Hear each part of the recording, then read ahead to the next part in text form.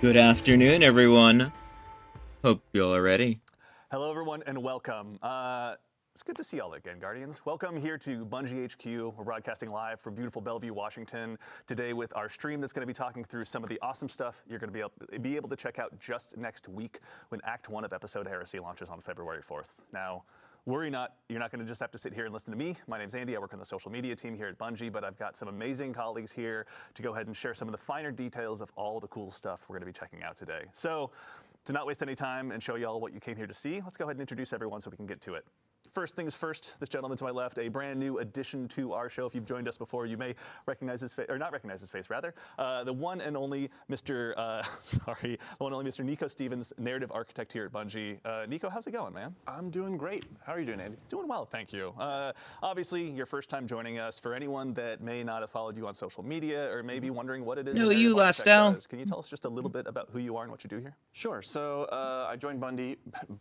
I joined Bungie back in Season of Undying, like right at the tail end of that. And, Season of Undying. I've been Damn, that's working a- on that's a seasonal long time. content from then up until now and doing the episode stuff. Yeah. And I've done a few annual releases here and there, did some Final Shape stuff. People might know my work from Presage or Warlord's Ruin or some of those. Prestige is like my favorite exotic mission of all time. Not even kidding. I'm a little biased, but I do love it. It's so good. All right, we can talk about that at another time. But thank you for being here, Nico. We appreciate it. Next to him, someone Whoa, who May. joined us for our episode Echoes stream. You probably recognize his face immediately. The one and only Ryan Harris, senior designer here at Bungie. Ryan, welcome back. Hey, how's it going? It's going well, man. Thank you very much. For anyone that maybe didn't join us on the last Echo stream or is just seeing you for the first time, can you tell us just a little bit about who you are and what you do here? For sure, yeah. So I'm a senior activity designer here at Bungie. I've been around since Season of the Plunder. Folks may know my content that I've worked on from Plunder. Most recently, the Battlegrounds.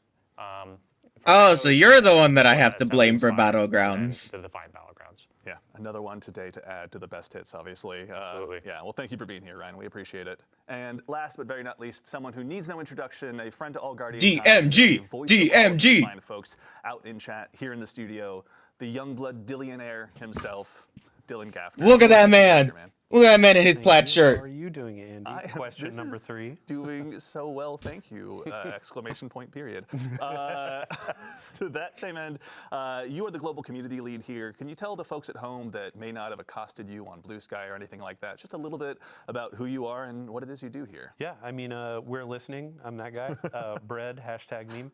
But ultimately, yeah, we on the community team, we make sure to field all your feedback, get our roadmap of comms together for what's in a TWID, how can we set expectations, what's all the cool stuff going on in Destiny in the game or outside of it too. Yeah. Speaking of outside of it, I want to do a quick shout out to Mactix. We have a Game to Give charity marathon going on right now. Actually, his time slot coincides with ours. So throughout this, we're going to be dropping links in chat to his charity page. Awesome. So if you want to support a good cause, help out the Bungie Foundation and all the people in need, hit up that link, check out the incentives, and donate some money if you can. If you can't, totally fine. Yep. Spread the word. And hey, do yourself a huge favor while you're out there. Give Mactix a follow. Steal some of his builds. I know I do. I mentioned it last stream. All right, so that is enough about us. Let's talk about the cool things that you guys have been building. Obviously, we're about to go ahead and arrive at Act 1 of Heresy. But before we get there, Nico, I'd love to ask you really quickly, what got us to where we are today? Obviously, we're concluding episode Revenant, but a lot has occurred. Can you catch anyone up at home about what happened last time? Yeah, so the story of the Echoes, which the episodes encompass, has kind of The kicked story of off the from Echoes. the Final Shape. So at the end of the Final Shape, we kill the Witness. Spoilers. Yeah, spoilers. Sorry. Very much murdered that man. So we take out the Witness, and from the Witness and from the Pale Heart, we see all of these Echoes like burst out and start flying across Sol. Yeah. The first one that we encountered was in the hands of Maya Sundaresh. We dealt with her. She escaped. Second one we encountered was in the hands of Fikrul. We dealt with him. He did not escape. And then No, the he's third one very we're much dead. encountering Is going to be here in the Dreadnought. And after it left the Pale Heart, a very specific dread that we're going to be seeing this episode gave chase to it. So we're going to be dealing Very with specific the dread. Dread and the Taken and the Hive all revolving around this third Echo. Excellent. Very exciting. All right, so we now We have up on screen here in just a moment, I think, the key art now for this next episode. There's a lot going on here. Yeah. But Well, Nico, that what we- dread definitely tell us has just a little bit that about what we're taken. seeing Oh here. God, look at all those So, acolyte eyes. I think the first thing that's probably going to draw a lot of people's eye is that ghostly visage of Oryx peeking over the top there. Oh, I didn't even notice that. So Oryx is, I'll just say Oryx is back to some capacity, right? Yeah. Huh? And the Echo has a lot to do with that. So What do not you mean only Oryx is are, back? the Guardians jumping through, trying to figure out what exactly is going on in this first act, but they're dealing with this old foe that has been dredged up from the bones of the Dreadnought. Yeah. And I don't It's wanna an reveal too echo of much. Oryx. Yeah, we're gonna be clashing. The Guardians will be there very soon. But so we're dealing obviously again with the Taken King again in some form. So we have some old The echo of foes the returning, Taken King. but, before we go ahead and move on into gameplay and dive into that, we have some old allies returning as well. Can you tell us about some of the folks we're going to be working with? I was expecting maybe Zuvu or so, our main Savathun to cast go right after the now, Echo, not is Dread. Ashborn, which is our resident witch hive expert. A lot of people know her from Season of the Witch, aptly named, or even further back. Season of Arrivals is kind of like the first time that she jumped back into this new sort of saga story arc. Actually, we she have jumped in at the end Ashborn, who's our during resident Shadowkeep. expert. Thank you very We have much. the Drifter, her faithful companion, who's following alongside. My and boy. helping us kind of pick apart what the Taken are doing here. Yeah. I think I said at some point before that he always has his finger in the weird of the universe. He certainly does. And there's some weird going on here. Excellent. And then finally, we have Deputy Commander Sloan. Right. Oh, Sloane's And back. Sloan Oh, is 'cause probably our Asa. Titan representation here. People will remember her from Season of the Deep or even the Red War. And she has been afflicted with this like Taken corruption that we saw back in Season of the Deep. And she's learned how to sort of hold it back, but also utilize it to make her stronger. Yeah. So she is going to be teaching us some of that. Yeah, that's we're going beyond once again. Yeah. honestly, it's So safe to what say. you're saying is we're gonna become We've Taken. obviously got a whole Again. new cast of friends and enemies to go up against, but really quickly as well, something we were talking about a little bit earlier. Have in the to show work is, The again. player journey as well is something you guys are really excited about this time around. I'll tell you if Can the tell us a little Echo's bit about named what you're gonna be the experiencing Echo of the this Taken next- King. Yeah. So, okay. So players have been talking fun a at lot work. about the structure of the player journey and how they'd kind of like to see it shaken up a bit, right? So this is going to be kind of one of our first steps into trying to make that happen in a more tangible way. Cool. So you will still notice some of those elements of like returning to a vendor or something like that. But you're also going to notice that we're doing a lot more bespoke, spread out delivery for these beats. Cool. You're going to find characters like in the midst of a mission sometimes. Yeah. There's some new tech that I don't want to spoil. I want players to see it in the right, game. yeah, yeah. But there's some new tech having to do with the way that we would holo project characters in that sort of projection unit that you would find in the helm. Yeah. We're expanding that out so that it's a little bit more versatile and it is more cognizant of where players want to be and less about like having to return to this one spot and kind of loop through the helm over and over again. Thank you. Well, thank you guys. Obviously, I'm sure our audience of Guardians who have let Dylan know and his compatriots loud and clear what we're looking for are happy to be hearing that. So that's exciting. Let me go to the helm. Let me talk to this character. Let me go back to the helm. Be very angry. Is there a holo projector somewhere in there? Yeah. Yeah, that's right. All right. Well, really exciting. So as we kind of move into that player journey, we're going to be working on something called the Path of Resolve. Can you tell us just a little bit Path about what that is of before we dive Resolve. into the gameplay here in just a moment? Yes. So there is an event that happens at the beginning of the episode, Exciting. Which people will see very, very soon after the launch. Yeah. And this sort of kicks off. I'm going to choose my words very carefully here. Redacted. Redacted, yes. This redacted event sort of kicks off Sloane's motivation for teaching us about the Taken power that she has been holding back. Yeah. And so that is the path of resolve here. She's going to be teaching us how to fight fire with fire. We're going to be going into the Dreadnought, taking some control of that Taken energy, taking some control of those old hive magics, and wielding them using our light and using our paracausality, wielding that new power against our enemies. Very nice. All right, we're going to be obviously keeping Sloan very busy. Oh, yeah. With that. But speaking of, we actually have our requisite local fire team here in house in the activity as well. Ryan, this is the Nether. This is the new activity that's going to be arriving with Act 1 of Episode Heresy. The Nether. Can you tell us just a little bit about what this is for starters as we go ahead? And Can't kind of believe we're dive playing into it? Minecraft. left. So the Nether is a 3-player activity, and we are back on the Dreadnought's patrol zones. And we'll be exploring the Dreadnought, rooting out the Taken Hive and Dread Corruption that are taking place and taking hold inside the Dreadnought itself as we go through these spaces. And the Nether itself is a uniquely different type of activity. We're really trying to baseline some inspiration for this activity was looking at Shattered Realm, the Coil, and of course the Dreadnought's patrol spaces. Of course, we are in the Dreadnought. Yeah. And yeah, so just for starters, what you're actually doing inside the Dreadnought is baseline. The patrol zones are randomized and varied. The encounters inside are varied and randomized as well. So time over time, when you launch into the activity, it's going to be a different starting bubble, different encounters, and different events and objectives for you to engage with and accomplish as you're exploring the Dreadnought itself. Yeah. What kind of like modifiers would you say players are going to go up against in here? Because surely they're not just going to go into the Dreadnought and get a warm welcome necessarily. Yes. Yeah, so the Nether has some very unique modifications to it that we're experimenting with. So first off, players do not regenerate health. And to compensate for that, we are doing something special where we're providing players with plus 300 bonus health baseline to their original HP values and plus 75 shield value. So alongside that, we really want to make your health regeneration or your health as like a resource as you're fighting through this, as we are looking at this as a very rogue-lite experience, and we need resources to contend with to make and hit that rogue-lite. Emphasis on light. Willing vessel. This is still a very uniquely Destiny experience. Yeah.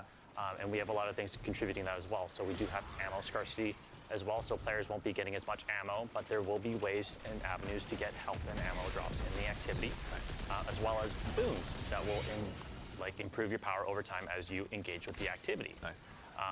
And that progressive sort of idea of like power and building up how strong you are as you're moving through the Nether. That road. Oh, we're actually getting the buffs again. Thank God. I actually really liked this. Of that narrative of like building yourself up, pushing deeper into the Dreadnought. Yeah. The Dreadnought is resisting Beat you. the It's trying to make Tormentor. sure you can't like move towards the Echo and figure out what's going on. Yeah. And this is you finding ways to like pierce the veil and move beyond their barrier. Yeah, new foes and new challenges obviously warrant new strategies along the way as well. Absolutely. And then you saying like ammo and health is kind of like a resource, so it's you're not seeing it drop off of enemies and stuff like that, but there are things that you can find like a resource and collect and all that. Yeah, so we have destination materials.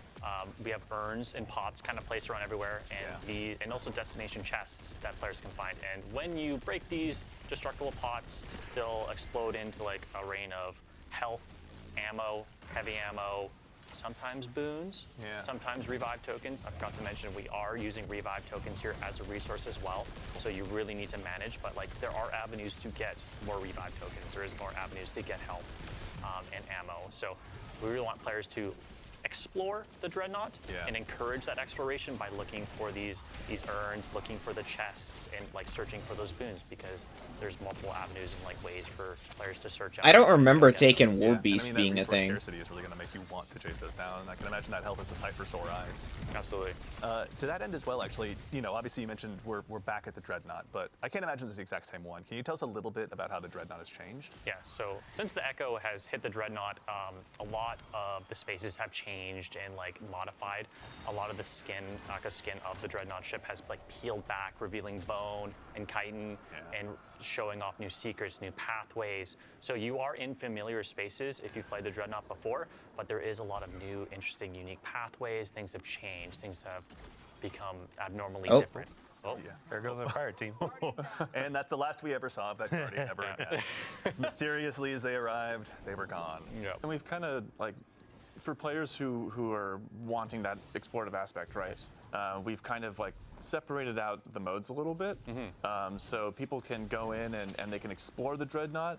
But people who are like looking to just bust through the activity and get loot, they have a different match-made mode, right? absolutely. So the Nether has currently 3 modes. So there's the Nether exploration for those solo type experiences, but they can bring their fire team in as well if they'd like to. And this is more of like that patrol-esque experience that you're looking for. I want to explore at my own like pace. I want to look for secrets. I want to just Okay, so engage we're with this bringing space a like it was patrol patrol zone space back in into the day. okay, It still cool. is the Nether experience of where you're going from you're playing through the 3 bubbles and there's escalating difficulty. But we do grant to you in that mode a multitude of revives. So you have a way larger pool of revives, so you can make mistakes. Sure. It's just for those players who want to like explore at their own whim, play at their own pace. And then additionally, there's also damage modifiers for those players when they're engaging with bosses as a solo player, so they can actually tackle those hurdles as they come. Nice. And also some modifiers on like how many enemies are spawning, so they don't need to like get swarmed by every single enemy in the world. You can really take in the skybox for a little while and hang out with your buddies. Yeah. And then additionally, if you do get lost, because this is, we didn't want to overclutter the spaces with objectives, because there is a lot of things to do, and there's a lot of different things to do in every single bubble and location that you go to in the Dreadnought. If you do get lost, you just pop open your ghost, and there'll be a bunch of star objective icons that'll like let you know where you should be looking and where you should be going for the next spot. Additionally, talking back to those different modes, we do have the match-made mode on advanced baseline difficulty, and then we do have expert as well. Very cool. Okay, so plenty of challenges for the Guardians that want to undertake those. Make sure they're pushing not only themselves, but the opportunity to get loot as far as they possibly can. Absolutely. And on that loot note as well, every time you complete a bubble, there is a chest checkpoint, so you do get loot checkpoints essentially. And like the average runtime for like a bubble is 8 to 12 minutes, but you do get the most loot by completing the entire activity as a whole. Got it. But there are checkpoints for players who just want to jump in for like 8 to 12 minutes, hit that loot checkpoint, like, okay, I'm out for now, or players who want to just like rush through it and get all the loot at every single end of every single bubble. Watchful eye. Very cool. Okay. All right, and then also, I think, in addition to the modifiers we're talking about, the boon system is one that I heard you mention a little bit earlier. I'd love to actually kick off the conversation about that. I think we maybe saw the folks in chat that were eagle-eyed that were keeping an eye on the modifiers, may have seen something a little bit earlier before. But can you tell us a little bit about the boon system? Yeah, so the boons here are, we have a multitude of boons. We have minor boons, major boons, and corrupted boons. So minor boons are minor stat increases that are pretty much just increase your power and incrementally stack. They can stack up to 10, and they're just like the typical like increased light damage, increased darkness damage, movement speed on kills. Some are like based on health and regenerate health, and are typical like mobility increases, but like things that'll make you stronger over time and allow you to tackle the more difficult bubbles as you approach them. Yeah. And then additionally, we have major boons. Yeah. And then from there, they're like actually more larger gameplay modifiers that actually affect your abilities and your actions. Yeah. And of course now, we do have Eric. That's right. Yes, actually. So anyone at home that may have noticed, our good friend Nico, please give him a shout out in chat and let him know that you love him, has stepped out of the scene for just a moment, and we are now joined by gameplay feature lead Eric Smith. Eric, how's it going, man? It's going well. How are you? Doing well, thank you. You guys are all so nice today. I'm so taken aback. For anyone that may not have seen you in the Vidocs or anything like that, can you tell us just a little bit about who you are, what you do here at Bungie as a gameplay feature lead? Yeah, sure thing. So I'm Eric Smith, gameplay feature lead on Destiny 2. So I help create the game's abilities, kind of anything the player can do, the game feel of the game, build I'm crafting, curious to how kind of Oryx general is back, sandbox though. stuff, and kind of make the controller disappear into your hand. I want to know why he's Any back tools we and use how to he's help you back. ahead, I Mr. murdered that man in his fucking throne world. I'm just sitting there tapping on an empty desk. That's how my trials teammates feel. So we're talking about the boon system. You obviously had a big hand in this as well. Rather. Can you tell us a little bit about what this system is for, and maybe about the boons the players are going to have available? Yeah, so there are a bunch of boons available. There are the minor boons that you mentioned, and then there's the major boons. So the major boons are more gameplay affecting, and they will do things like, kind of like we saw in the Pale Heart with the Traveler's Blessings, right? Mm-hmm. Where you pick something up and it kind of gives you a new ability almost. Mm-hmm. One of those in the Pale Heart was Solar Slide, where you run and slide, and a solar wave would go out and blow things up. Yeah. In this, we have Solar Slide as well, but we also have Stasis Slide, where you run and you slide, and a big stasis wave comes out and makes crystals and freezes things, and you can blow them up yourself. And there's stuff that is going to allow you to heal more effectively. There's looks like, this one's interesting. Reduces damage per piece of episodic armor worn. Oh, cool. It is quite significant boost as well. Yep. Yeah, so there's a bunch, and then finally we have the kind of kiss curse boons, as we call them, but they have an official name. What was that? The corrupted boons. And Here we go. We're looking at one right now. yeah, so these corrupted boons are offered at the same time as major boons, as players can only obtain 5 to 6 major boons / corrupted boons per run through. Those are granted to players once randomly at one of the 3 encounters inside of the bubble, and then again at the end of the bubble once they complete it. And there's some ritual loop stuff too that will allow them to get another one at the start of a bubble or the start of a run through.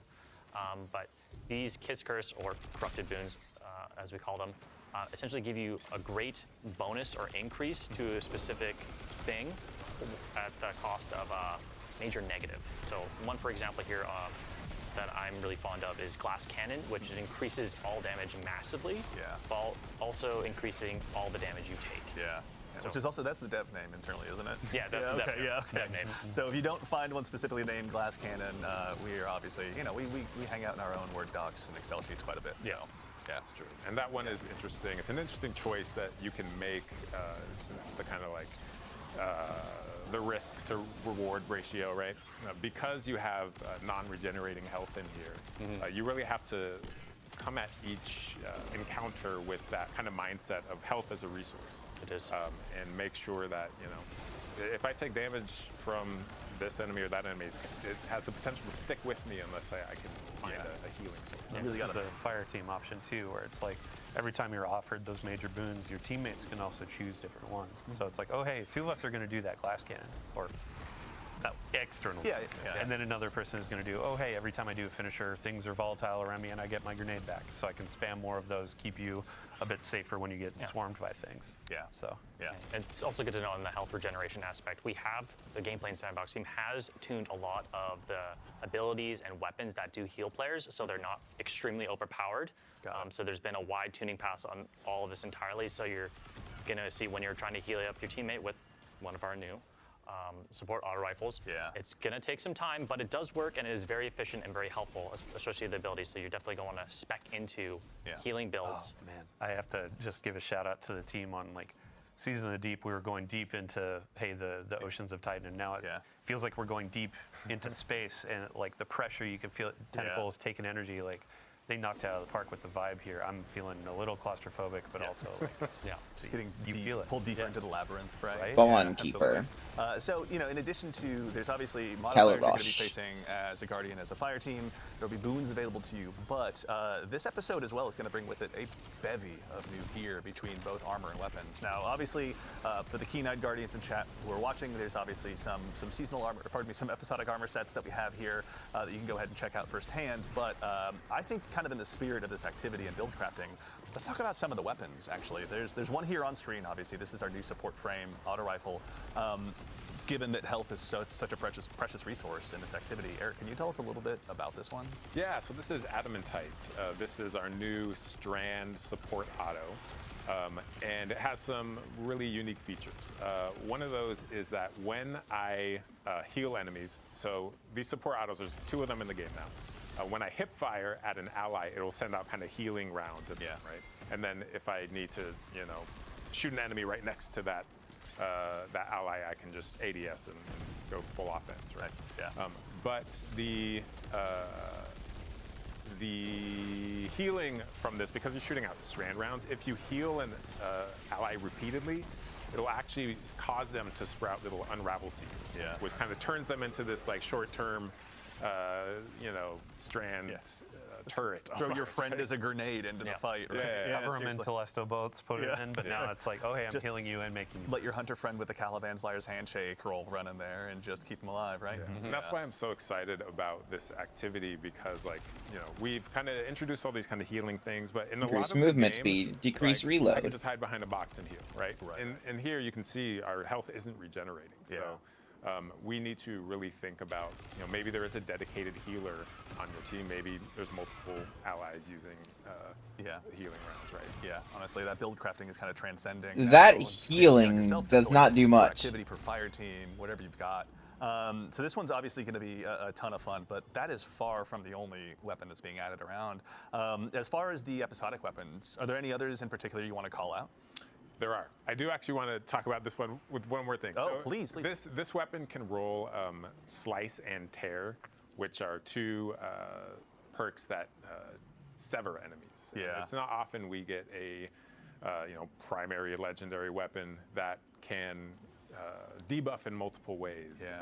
And that's going to play into things like the artifact this season, which we'll talk about a little bit later. Oh yeah, we'll get there. So there's Adamantite, which is a really solid weapon. And then let's look at Psychopomp. So Psychopomp is our new area. Yup, I saw that exotic. Yeah. It's just Psychopomp. Yeah. Let's go. So Psychopomp, so these area denial grenade launchers, the fantasy of these things is like a flamethrower, right? We don't have flamethrowers in the game, but this is as close as you can get to a flamethrower. So I imagine I'm using one every time I use this thing. I'm going to now. This thing has a really cool new perk on it that keys into our new ARC keyword Bolt Charge, which we'll also talk about in a bit. And also it works with Amplified as well. So this thing, if you are ARC build crafted this season and ARC has received a ton of love, this thing is gonna absolutely slay out. Yeah, it's one we'll definitely get to see our fire team put it to good use here. But as someone who's been building area denial grenade launchers into my loadout, I can't wait. Honestly, the second I learned this was on the docket, I was so excited. The folks that have been working on these weapons too, Yeah. like the general look of them, it goes along with what you were saying of, oh hey, the Dreadnought's kind of peeling back. If you look at the weapon, you can see like, oh my gosh, Yeah. there's like The bone, there's the weapon. core. Yeah. Yeah. Actually, Dylan, while I've got you, also the previous one on Adamantite, that one was an adept weapon. Yeah. Yeah. So let me pull out my handy Adept? notebook. What? There we go. Oh, Sorry. here's the meme. Screen cap. Yeah. But yeah, you can notice that for this go of our episodic weapons, you can earn adept weapons, and these are we're considering or calling them our heretical arsenal. Got it. Heresy, heretical. Yeah. Like we're going deep into this. It's not theme. theoretical, it's heretical. Love it. Yeah. You can see that it has a new or a different treatment to the colors. It's kind of like the holofoils from Into the Light. Okay, yeah. Not so much exactly that of, hey, it's an ornament, but like this has the base die and all that, and it looks really good. Shout out to the team. But you can also notice there are multiple perks in each column. There's actually an extra origin trait as well. Runneth over. Shout out Taken King, all that kind of stuff from a raid near you. But there's a very interesting ways of earning these weapons. So you're going to be going into these activities, upping that difficulty. You're going to be exploring the Dreadnought and looking for these. As well with the episodic weapons, there are going to be new fragile mods. So they're called fragile because these will be expiring at the close of the episode. Okay. But they're going to give you pretty insane bonuses to your outgoing power. So not necessarily the power of the weapon, but the actual like versatility of it. Yeah. One of these, I have the Power of Resolve. Rapid hits, they create Taken Seekers. They're really good against champs. Yeah. So that's an example. There are going to be a couple at launch and then more coming with each act. Yeah. But these will be great in Nightfalls. They'll be great in higher content. Champions in shambles. Yeah. And then for when you're going in and earning these weapons, there was a ton of feedback, and we absolutely heard you. We're listening about the tonic system. So there are things with like the user experience was a bit rough of having to go back in, create more tonics, trigger them in the middle of activities because they were running out. Yeah. The team really took that to heart. They want to make sure that there's agency in how you're earning these weapons. So they're going to be making it through the Tome of Want. You can kind of target these weapons. You don't need to go in and do this a ton of times. You can say, hey, I want to go for this auto rifle. I want to go for this grenade launcher, linear fusion rifle, and I really want to be going for that to try to get these heretical versions. Yeah. So effectively, like, I don't want to say more loot because it's not going to be like, oh, hey, you're getting 10 times more. Yeah. But it's going to feel like, oh, hey, I have a goal of getting this loot, and now I'm going to go and play the game and get what I'm looking for. Definitely. No, it's super exciting, honestly. Just having those more opportunities to just break your loadouts out a little bit, find new ways to go ahead and really excel, especially given the challenges we're going to be going up against on the Dreadnought. And with the fragile mods, like it's baking into that exploration. Like you were saying, how do you find them again? Yeah, so they can be found through secrets and chests found in the Nether. They're spread out. They're hidden pretty well, but I imagine folks will find them over time or through some YouTube videos. But Rick Cack is here. We're going to wait for. We won't miss it this time. Fallout, obviously. If you could make some guides for us, we'd greatly appreciate it. So. Iswurg. Iswerg, obviously, yes. Yeah. One of the best communities out there. Let's see, anything else? Yeah, I mean, the last keyword I want to throw on there is aspirational. Yeah. Ultimately, we want to have tools that players want to go and find, want to earn, and increase their power. Yeah. So we've got a couple more weapons I definitely want to talk about because we're reprising some as well. But we have a brief reprieve from combat. I'd love to actually go ahead. I know you mentioned earlier aspects. Fatebringer. Yeah. Let's go ahead and take I a look saw at that it quickly. Fatebringer in there. We got our friendly neighborhood warlock here up first. Can you tell us about the new Yeah. aspects the Guardians are going to have this time around? Absolutely. So the Warlock has a new aspect called Ionic Sentry. And Ionic Sentry, when you defeat targets with kinetic or arc weapons or arc abilities, you kind of charge this thing that you see in low gauge on your screen, much like Gunpowder Gamble, if you're familiar with that. Absolutely. When that's full, it grants you a bonus grenade that you can then throw out. On impact, it blinds anything nearby and then spawns this like little arc turret, right? That zaps things, chains to different things. Yeah. And every time it zaps something, it accumulates a stack of bolt charge. Yeah. So bolt charge is our new arc keyword. And what this does is when you have a stack of bolt charge, any damage you do, it's going to give you additional stacks. Okay. Once you hit 10 stacks, your next ability damage is going to create this giant lightning bolt that comes out of nowhere, hits the ground, and just like fries everything nearby, right? So I was about to say, is my what thing not Ionic at Sentry can do correct is not only generate the stacks, but because it is ability damage in itself, it can expend the stacks. Yeah. So you send this thing out and it is doing work. You're throwing a meat grinder at them, basically. An arc-flavored meat grinder at anyone foolish enough to cross it. But also, I mean, given that's going to be using the new keyword as well, like it's not just going to be for mobs of trash. It's like you can throw this down against the big bosses and obviously have it blind them and do all sorts of stuff. Yeah, this is great against bosses because any healthy targets, it's going to be continually zapping them, granting you those stacks, and then discharging the stacks as well. Yeah. All right. It's like an offensive version of the Stasis Warlock turret too. So it's like, let's say you stack them and you're going into onslaught, so you have your freeze. It's like, I need these enemies to leave me alone. Yeah. And you come in and you're like, it's time to, we're going to boil them, mash them, stick them in a stew, man. They're gone. Sure, but it also, if you are in trouble, kind of like the stasis thing, like let's hit the pause button. The blinding aspect of this, I can just kind of throw it out and smoke bomb and hide, right? If I need to, All right, so Warlocks obviously have a brand new tool to add to their toolbox, but the other classes do as well. Which one should we show them next? Let's stick with the arc thing. So let's go to Titan. So Titan, we have Storm's Keep. In this is like a barricade modification. So any barricade you drop, it's going to kind of be electrified. And standing behind this electrified is going to passively accumulate bolt charge on you. Yeah. So I drop this on the ground. I start shooting enemies from behind my barricade. Let's say it's a rally barricade, or like we just reworked Titan's Ramparts, the barricade you can shoot through. Oh, yeah.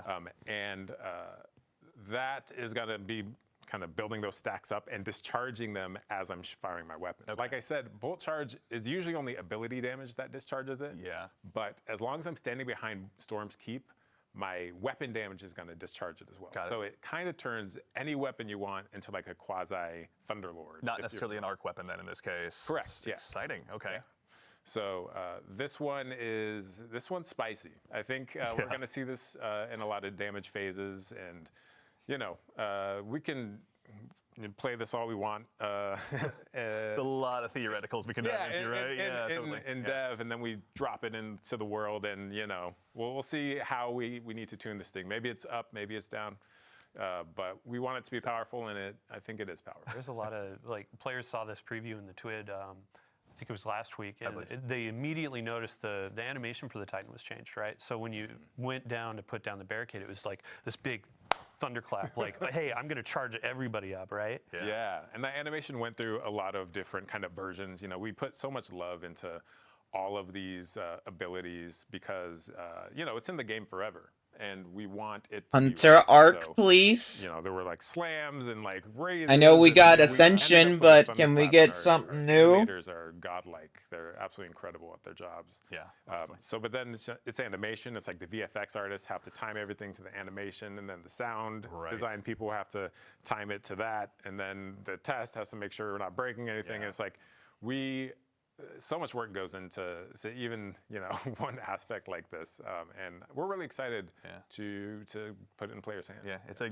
coalescence of art and science that you guys do that consistently blows my mind. But now we've got obviously one more for our friendly neighborhood hunters like myself. Yeah. as well. Best for last. This one will be able to On the distinguish prowl. situations as well. Yawn. So, yeah.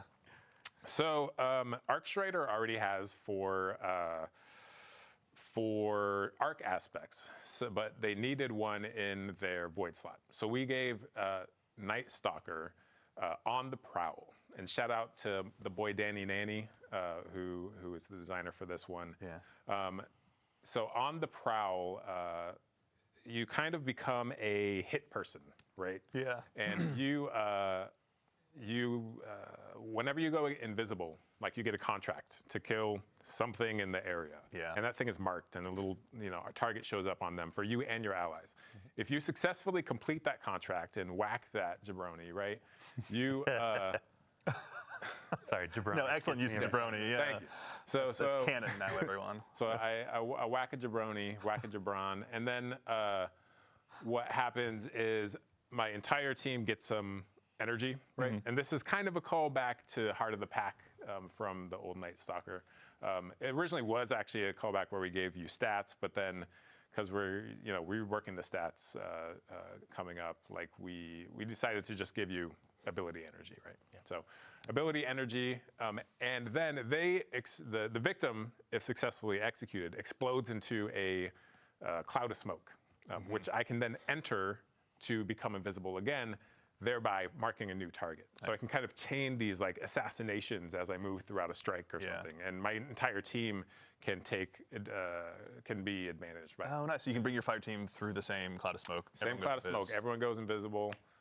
So yeah, you're kind of sneaking. Spicy, man. It's on the prowl. We're prowling through the activity. You can already see like one of the exotic pairings on the screen too. Those creepy eyes freak me out every time. But Omnioculus, like that's going to benefit the smoke and all that kind of stuff. You could pair with Lorentz Driver. Sorry, Ritz on social media asking for some gameplay today, but we have too much to go through. Yeah. But it's like you're embodying that I'm a bounty hunter fantasy. So your gun can be giving you bounties through Lorentz Driver. You're getting bounties through this. There's going to be a lot of combinations in build crafting. Yeah. So you had mentioned too, Gwyzin, right? Yeah. Gwyzin. I always call it Gwyzin, but Gwyzin Vest got a rework. So when you exit invisibility, it emits a weakening cloud of smoke, and then some super energy perks as well. So nice. There's going to be a lot of strong pairings, and then with the artifact, Void features in the artifact pretty heavily too. You know what? Honestly, you just gave me the best segue I could possibly imagine. We have looked, obviously, we've begun to scratch the surface of some of the new build crafting opportunities y'all are going to have, but obviously, we got a new artifact as well this episode. We've got the Tablet of Ruin. Which seems aptly named. Now, just as a starting point, can you let us know the general theme of this one? Yeah. So the theme of this episode's artifact is kind of subjugation and bending enemies to your will. Yeah. Essentially, as we are going back into the Dreadnought, it was unlikely that the Dread or the Hive were going to come peacefully, so we got to bring the big guns to force their hand. Absolutely. Essentially. Yeah. It's not about us winning; it's about them losing. Yes. Okay. Yeah. So the Tablet of Ruin is there to ruin their day, essentially. Yeah, so I'll call out some highlights of mine from here. If we look at column 5, because column 5, column 5's a strong one. That's where we got to go right to the chase. We have Void. Which one is it? It's called Void Flux. That's it. Void Flux. So defeating weakened targets with a Void weapon applies volatile to nearby targets, and then you pair that with the column 4 Maligned Harvest, and rapidly applying volatile causes your next instance of Void weapon damage to weaken, which then feeds back into the other one. And it's like if you can get this engine going, Hey, wait a minute! Room, Hey! Me and my fellow Fighting Lion addicts are gonna have a really good time with this one. I can already tell. The Fighting Lion subreddit. I see Vogdor spotted. I want to call out Horde Shuttle in here. Please. So Horde Shuttle, damaging unraveled targets with a weapon, occasionally spawns a Threadling. This is really good for your strand builds, especially against high health targets. Because I unravel them, they stay unraveled. I keep shooting them, and they're just popping Threadlings out, left and right. Nice. And then because we talked about Arc, Flashover in column 4, when you gain a maximum stat or bolt charge, you also become amplified. Amplified is getting a big kind of buff this this episode as well, to its survivability. So really, Arc in general is it's hot. It's gonna be hot. feasting, It's gonna be some spicy Arc builds this time around. Rock 'em, shock 'em, baby. Yeah, there you go. That's it too. Dylan, can you walk us through some of the stuff in the first column as well? We're gonna have some new champion mods to take out. Yeah, so I mean, like, there's all these really ability-focused items, which is great because there are a bunch of anti-champion keywords in there as well. Yeah. But let's say, like, hey, we're going in, we're doing a Nightfall. You can see actually there's anti-barrier sidearm for the first time in years. Like, I think that was around for one of the first Grandmaster rotations, and it was like, what sidearm?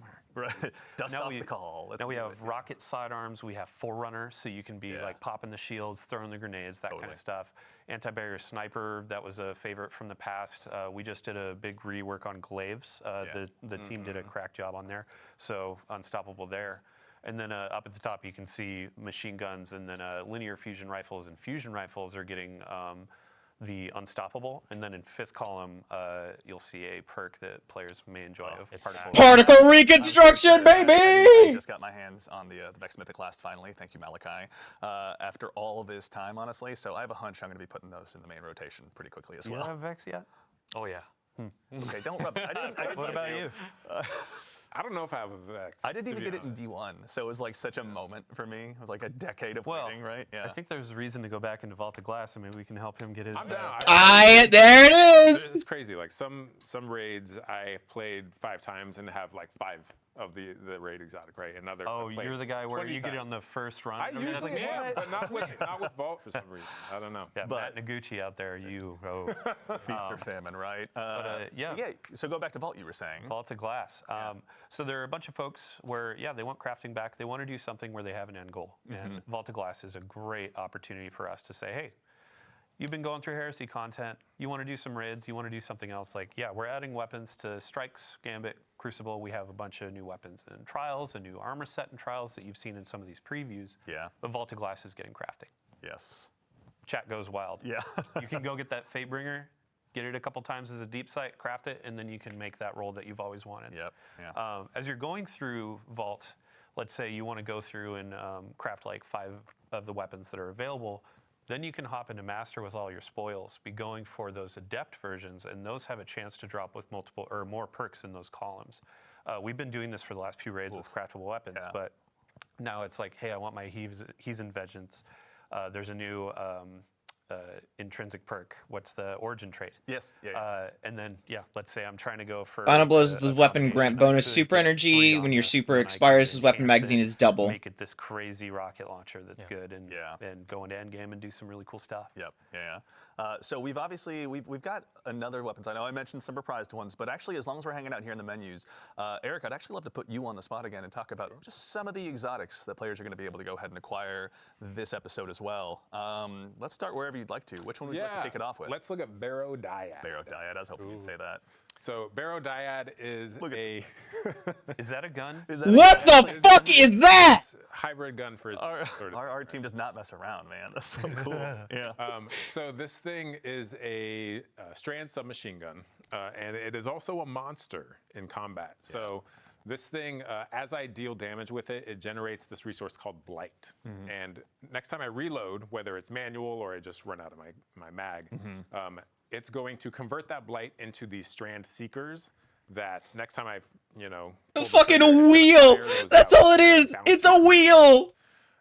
Here we go. Yep. So we got some gameplay of this right now, actually. Yes. So, but you can also see it. Just juking everything. The Grim is a paid actor, obviously.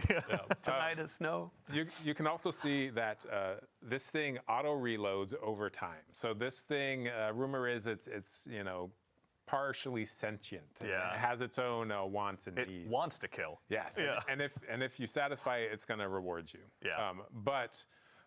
So look how fast that ammo comes back. So what you can actually do is play this mini game where you are trying to shoot enemies to build up that Blight. And then you can pace yourself to auto reload to build up more Blight, and then manually reload to load all those Seekers into your mag.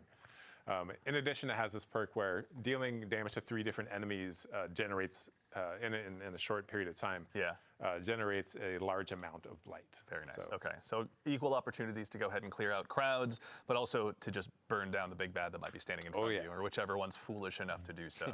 Yeah. So 'cause- there are going to be player questions immediately of like, when you're talking about blight and those sorts of keywords, is this a weapon of sorrow? That's a great question. It is not a weapon of sorrow, but you know, Damn. I heard another rumor that this thing is a kind of fossilized precursor to a weapon of sorrow. Interesting. But I can't, confirm. or deny that. Redacted. This, one of our top 3 favorite words, redacted. Okay, so this is the one, and we won't spoil how, but players will be earning this one this season. It'll have, catalysts and other intrinsics to earn as well, I assume. This thing has a lot of surprises. I don't know where. You can leave it there. Let's just leave it. I like that. Okay. All right. So obviously, the Barodyad will be one that will be getting added to a lot of loadouts across the entire Sol system. But that's not the only one we're going to be taking a look at today. Yeah, let's also look at our new exotic trace rifle Lodestar. So this one will be given to players via the season. Beamfire is a low-intensity arc beam with enhanced This is stability the and first, accuracy. Primary ammo trace rifle ever. So cool. Primary ammo trace rifle. Fire. This thing behaves like the trace rifle you know and love. But when you ADS with it, it's closer to a pulse rifle actually. Okay. When you ADS, your standard pulse rifle has this kind of cadence where it's prop, prop, prop. There's like these kind of spaces in between the rounds coming out. But this thing is more the steady, EDM beat. Here we go. Yeah, so players are seeing it now. Yeah. Yeah, we're womp, womp, womp, womp. Yep, that's womp, right, yeah. And it's like it's nonstop until you run out of ammo, right? So we got burst sidearms, burst hand cannons, your pulse rifles, and now we got a burst trace rifle. I love this kind of stuff, man. Yeah, so outside of this unique firing behavior, as I deal damage with it, you can see down in the bottom left corner we have arc alignment. And what that's doing is charging the coils of the weapon. Once it's fully charged, if I press and hold to auto reload, or sorry, special reload. Oh, right. As I hip fire, I jolt anything I hit. Yeah. So the jolt is a debuff, right? So you can kind of I just jolt things charge this thing, intrinsically. auto reload to go into the other fire mode, and then kind of sweep the beam across a bunch of enemies. And then Paintbrush of death, this thing. I'm the excited final for that. is when ADS, any time you defeat a arc debuffed enemy, they explode into a blinding explosion. So it's this loop where I can charge it up, I jolt enemies, I defeat the jolted enemies with the ADS shot, which explodes and damages more enemies, which charges it up. And it's the loop continues, honestly, This thing has, I think, a really high skill ceiling. And this is just this one weapons loop. There's obviously all the different artifact mods. There's all the new aspects. There's the new gear we're going to have available to us through the Dreadnought. Theory crafters, update your spreadsheets. The time has begun. There's some big brain combos you can pull off. Yeah, and I will be counting on stealing all of them. All right, so we also, really quickly before we move on, we have some new armor as well with Trials. Dylan, can you briefly tell us a little bit as well about the new updates to Trials and the new armor? Oh, for sure, yeah. So I mean, we'll still have Heresy gameplay on here, but as I was saying, like once you're kind of like, oh hey, I've been playing that for a bit, I want to go play my core rituals like Nightfalls, Crucible, that kind of stuff. If I want the endgame PvP experience, Trials is getting kind of a rework. It's mostly focused Elemental around honing. the Lighthouse experience. So the main goal, big shout out to Mercules on the team that's been working on this for a while, and then Test and everybody too. But what is a Trials experience when it's not flawless or bust? Right.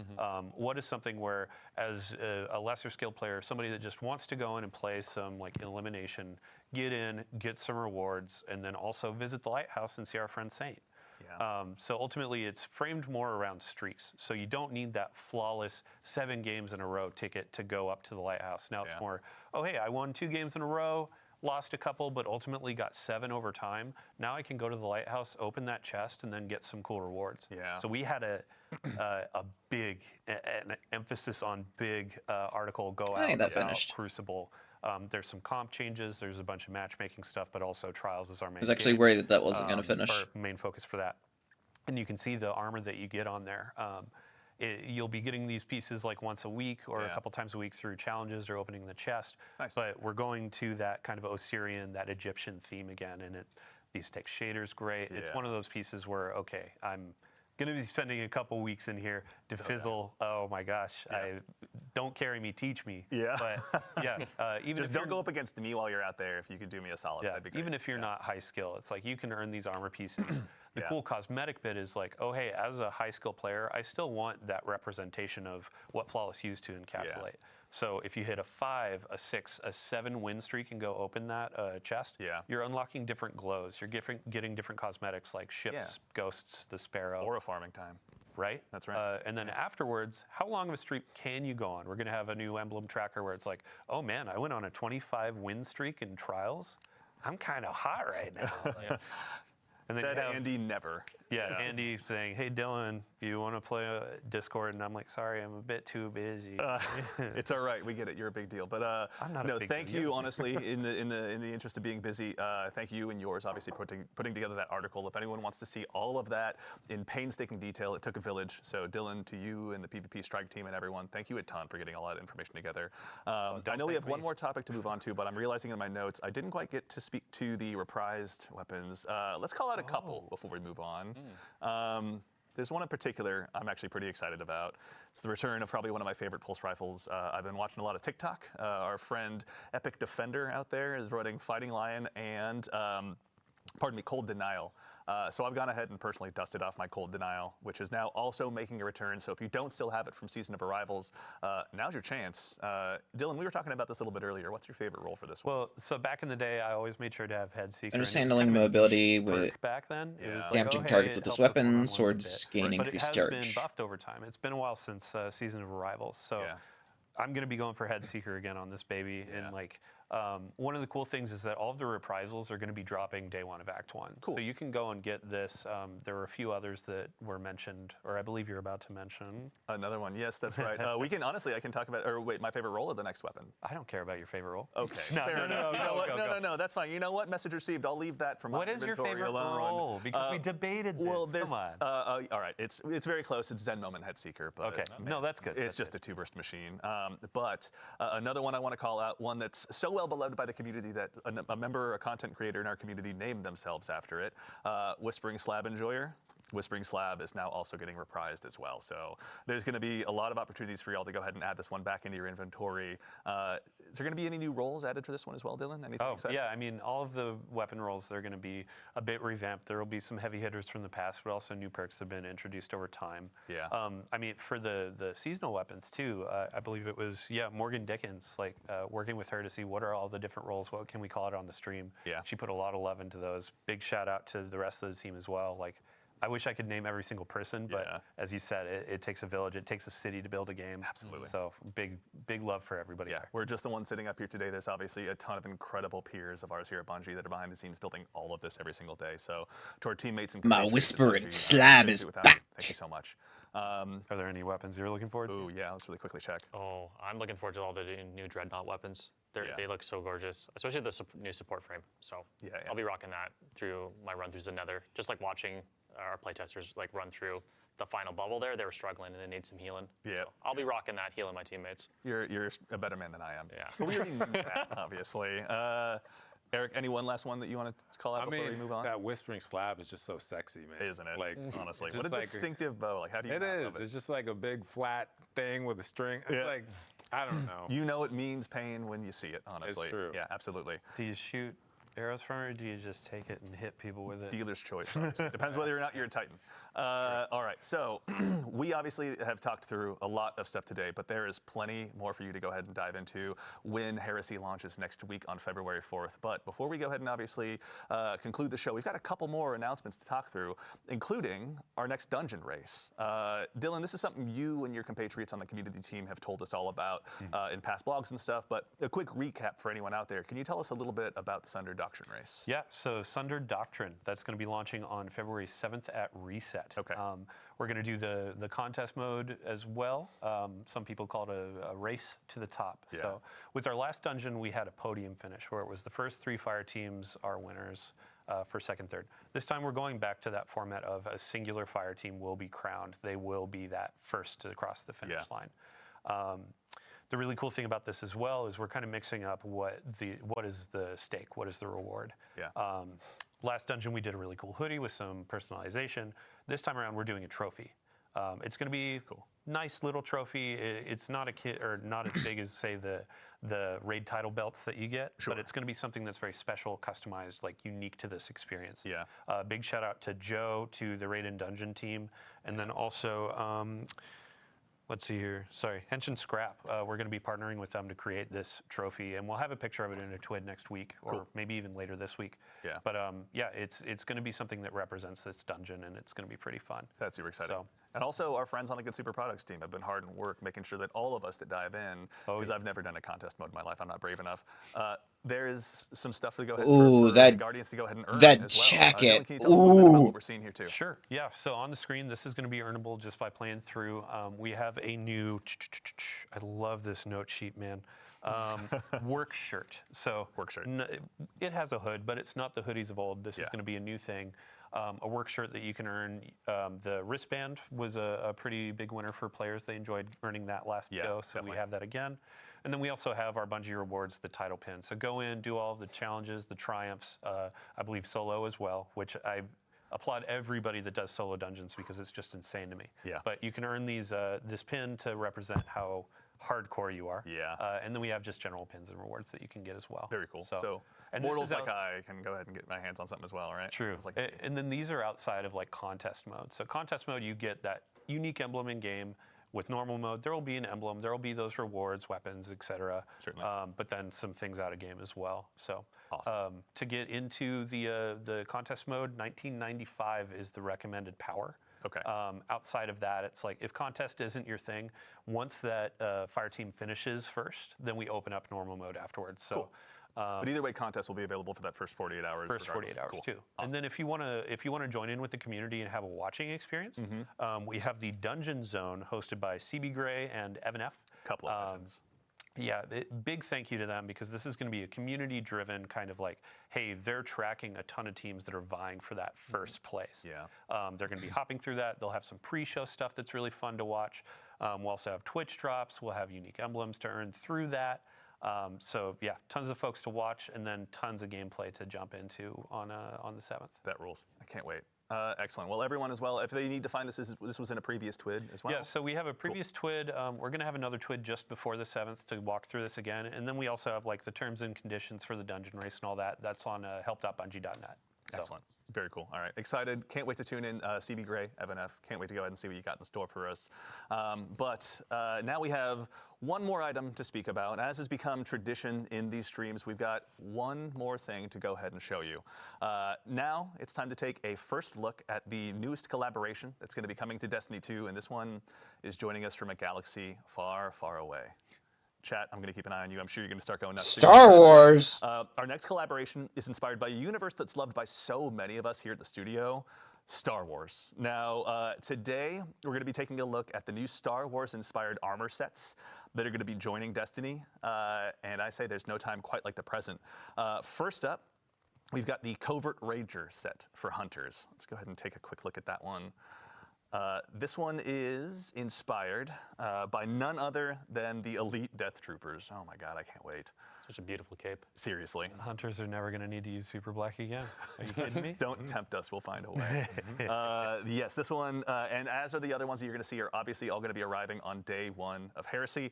Up next, Warlocks, worry not, we've got you covered as well. We've got the Royal Protector set for you guys, and this time it's inspired by the Imperial Royal Guards. If you've ever found yourself in a throne room in the Star Wars universe, you've probably been intimidated by these guys. That's your chance to go ahead and do the same intimidation when you load into trials or anything like that. This one is obscenely cool. And then last, but very not least, we've got The the Shock Enforcer set for Titans. Stormtroopers. This one's inspired by the classic Stormtroopers. Yeah, and this one actually I heard comes with an intrinsic perk that tanks your accuracy. Is that so? Which is pretty cool. It's all right. They're Titans. They're just going to go ahead and punch you anyway, honestly. We'll check on that intrinsic perk. But yes, this one, obviously, to the classic Stormtroopers out there, the fans of those, Titans, you are going to go ahead and be set and ready to go ahead and don this. Now, obviously, there's going to be some stuff that will transcend across all of the different classes, including a new ghost shell that we'd love to go ahead and show you as well. We now have, let's go ahead and take a look here. The fucking Death Star. This is the DS2 Ghost Shell, as you can tell, operational, but it's inspired by none other than the return of the Jedi Death Star. So it's a bit of a work in progress, but who among us isn't? So good, man. I love the effect that comes out of the front. I know, it never is, honestly. I remember the first time I saw it, like I quietly lost myself, honestly, in a meeting. Thankfully, I was muted on Teams. But yeah, this one has been super exciting. Now, there's also more as a part of this collaboration for you to explore, so worry not. There's also a Sparrow, a ship, emotes, and a finisher, all for you to check out when Heresy launches. But of course, we'd be remiss if we didn't take a chance, for starters, to give huge thanks to our friends here at Bungie that helped put this together, Kelly out on the marketing team, and then our friends over at Lucasfilm Games. It's been incredible to go ahead and work with you side by side to put this together. And of course, to make sure you're all in the know, and we give you a heads up of exactly where this is going to be, it will not be at Tashi Station with the power converters.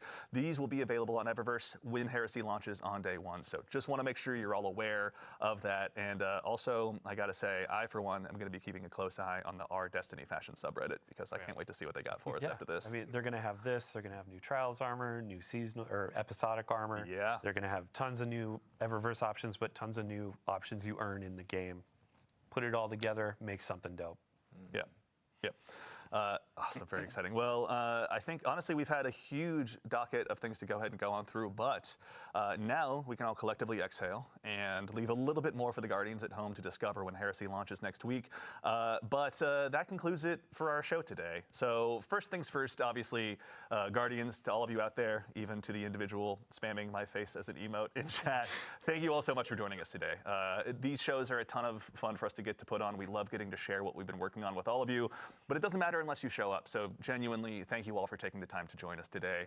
Obviously, to our fire team in the back of the house, to my compatriot in social media, Mitch, to Ashley, to Peyton, they're the ones really driving this stream. We just get to talk about what's on stream. So thank you for going ahead and lending us your talents. Obviously, to our friends here on the couch as well, Nico, who is somewhere around here. Obviously, Nico, thank you for joining us. Eric, Ryan, Dylan, thank you guys. We appreciate you taking the time to join us today. Thank you. To the crew here as well. Again, you have the challenge of dealing with me, so thank you all so much for your hard work. We seriously appreciate it. As a quick reminder to close things up, Heresy Act 1 launches just next week on February 4th, so go ahead, make sure you've got that day off. I don't, but I'll be cheering for all of you that do, so you can check out the Nether, all of the new gear and weapons that you're going to be able to have available to you. Start checking out how to get your hands on those exotics and building them all up. Our collaboration with Lucasfilm Games, Star Wars is pretty exciting, and of course the Sundered Doctrine Dungeon race will be there as well. But that's right, so now we're going to go ahead and get ready to close things out, but before we do, we're going to leave the stream live for just a little bit longer, so if you need to go ahead and wrap up that Twitch drop, you can do so, and go ahead and do us a favor and stick around, because once we finish up here, we're going to raid our good friend Macdix. So while I appreciate the bits and cheers and everything here in chat, save your Twitch Prime sub, save everything you can, go over to him, give him a follow, donate to the Game to Give stuff, pardon me, if you can, to help us do some good through the Bungie Foundation. But that's it. So for now, thank you all so much again for joining us. But in the meantime, take care of yourselves, take care of each other, and we'll see you all Starside.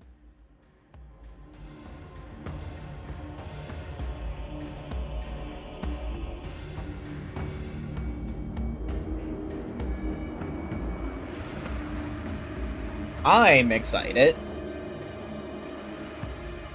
I'm excited to learn why the fuck Oryx is back.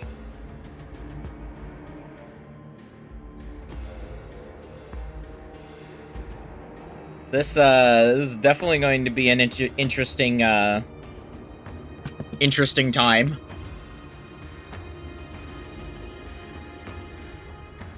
Wasn't expecting the Star Wars collaboration. That one was a shock.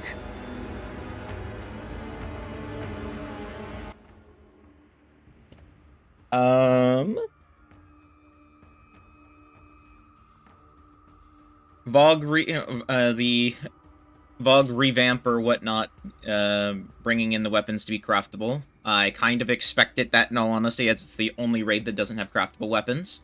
So I was like, okay, that's probably the next on the agenda, is bringing that in. So back to the mines with Bog.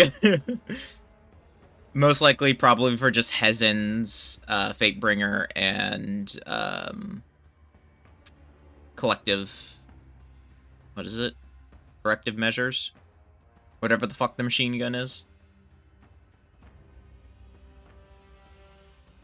Unless the scout gets something good. If the scout gets a good roll, then it could be interesting, but I don't know. But yeah, honestly, pretty excited for all of that. We're going to actually switch things here, though, from Destiny to Call of Duty, because we have, the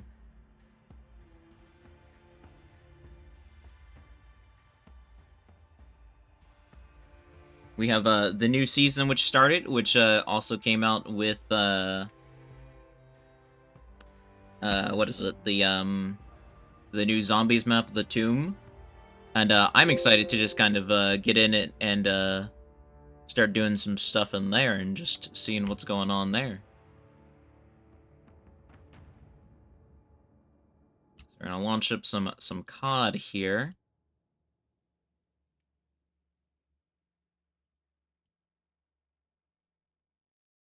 Got my Twitch job already from Bungie, so I don't technically need that open anymore.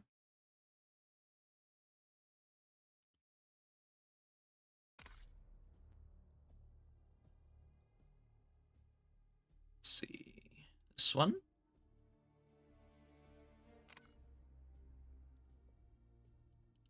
Boom bada bing. Also need my music.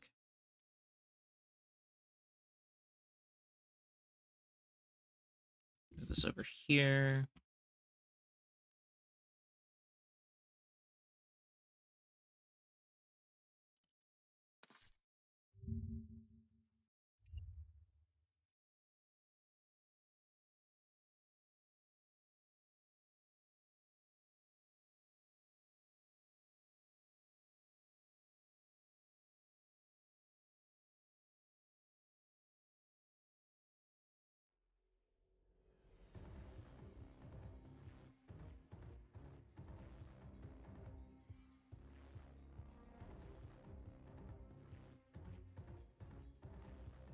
Once COD actually decides to fucking load up, I guess.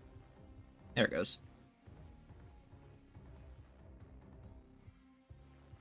Going very slow.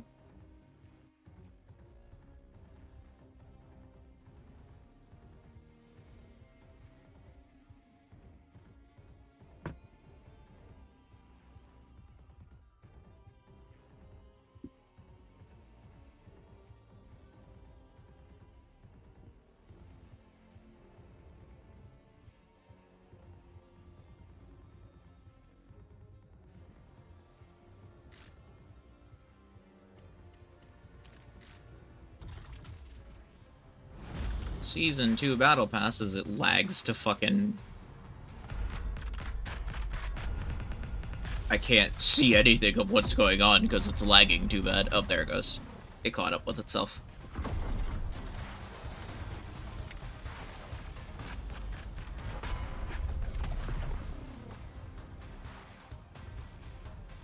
Wolf.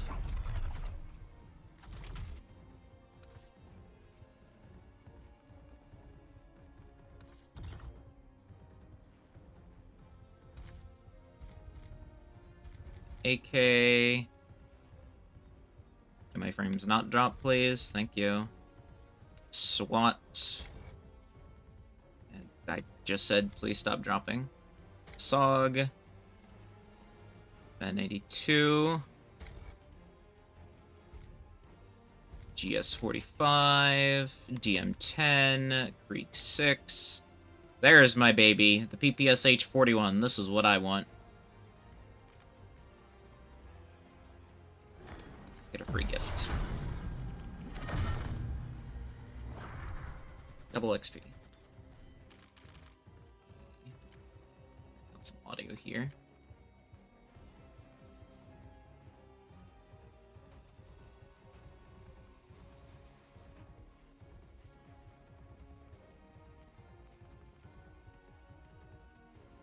This can stay at 30. probably need to fix this as well.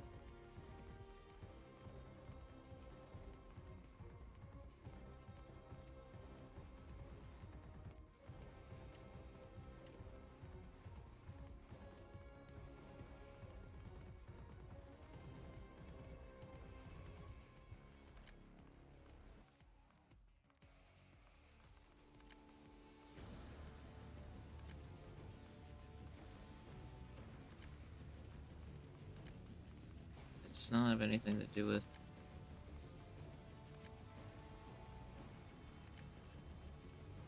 It's just not, doesn't do much to it.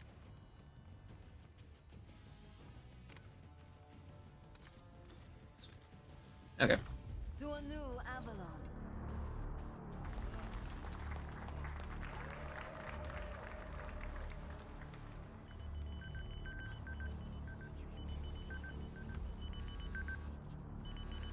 Cheap syndicate bastards.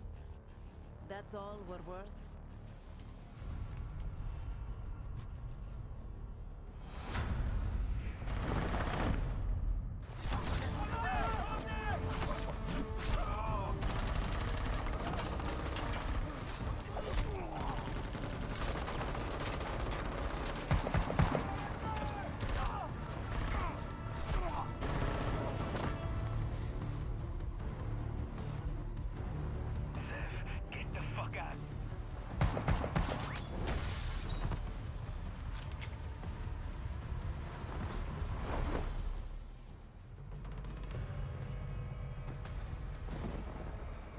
Savati, you should know better.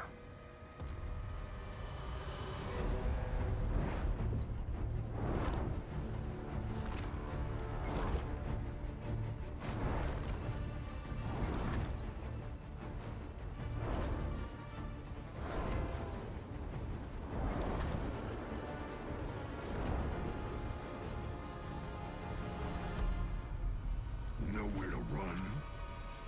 Nowhere to hide. Alrighty then. Zombies.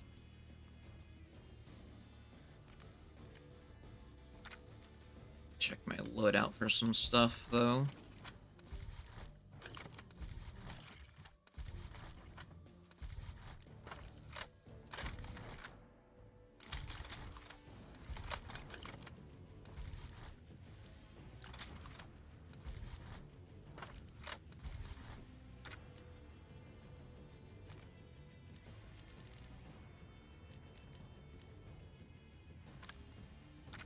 It's the AS Val. Use a knife instead.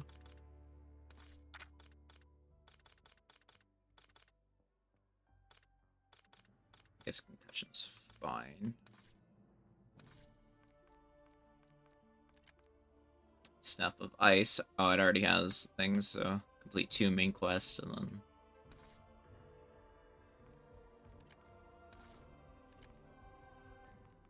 like 20 different things for the fucking ray gun.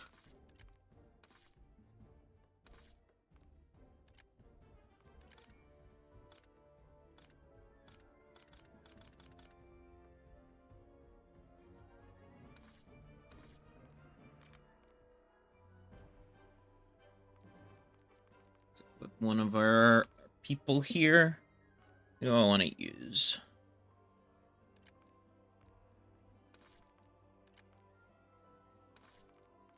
Use Weaver.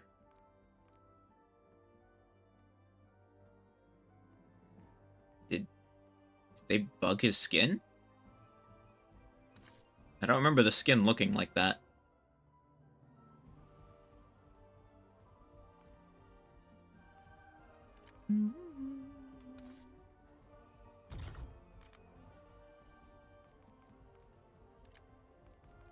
Tomb.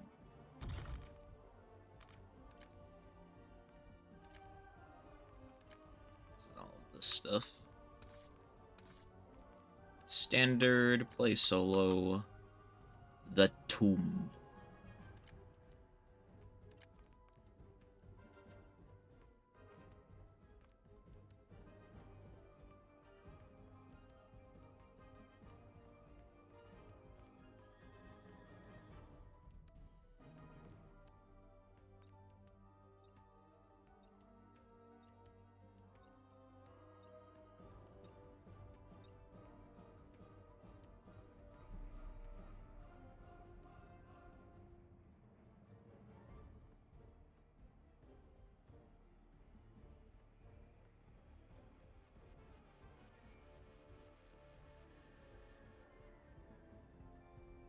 Professor Croft indicated the Sentinel artifact is somewhere in the tunnels below you. The amulet should help you find it, if you can determine how it works. Why are there angry corpses everywhere we go? If there's a curse here, it's on me. PhDs in the starting room.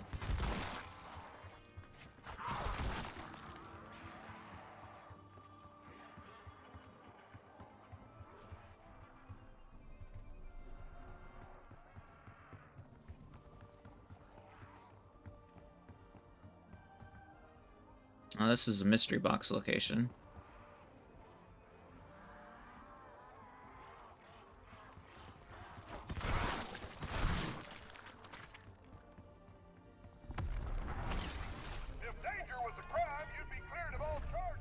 That's right, lads. Put your backs into it.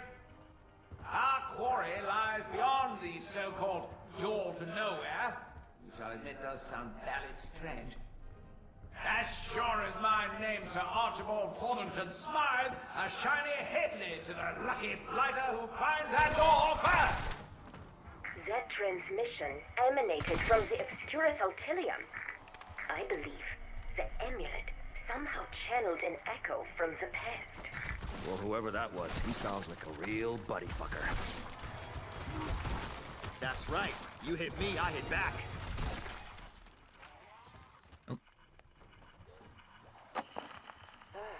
Audio log.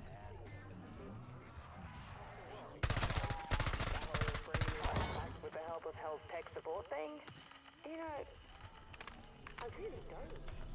Thought that might be the case. I haven't just gotten off the reverse wagon myself. Yeah, but look about it. Even the Syndicate avoids it. Some say it rains blood there. And here's me without my umbrella. Sir Archibald Thornton Smythe's personal diary. Nighty night, you ugly shrieking fuck.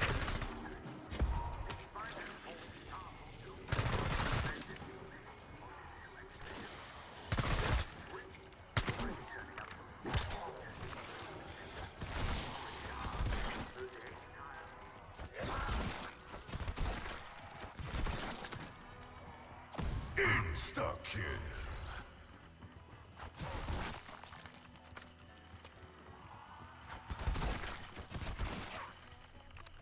Wanna join me? It's dangerous and dark. Here's There ain't Deadshot. better ideas. I got my ears on.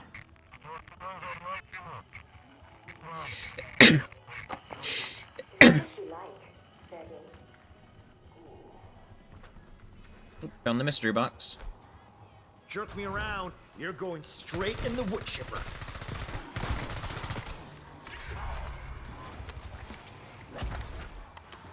Looks like someone wants me to blow these stinking corpses back to hell.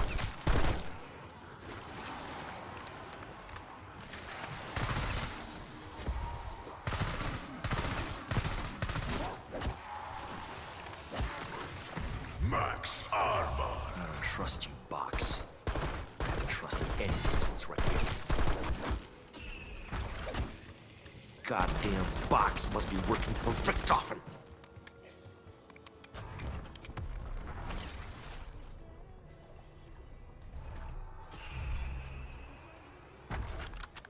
I really want Jackpot. two I'm gonna ARs put this thing to though. work.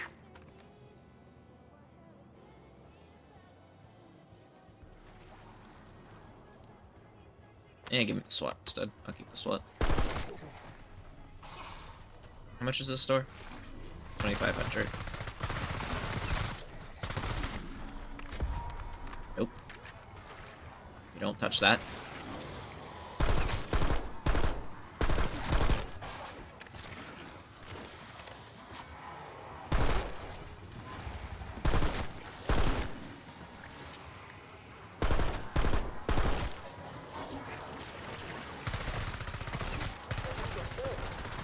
You might have her voice.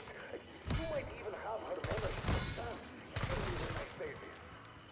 You are not her. The sooner you come to terms with that, the sooner we can start getting somewhere. Double points.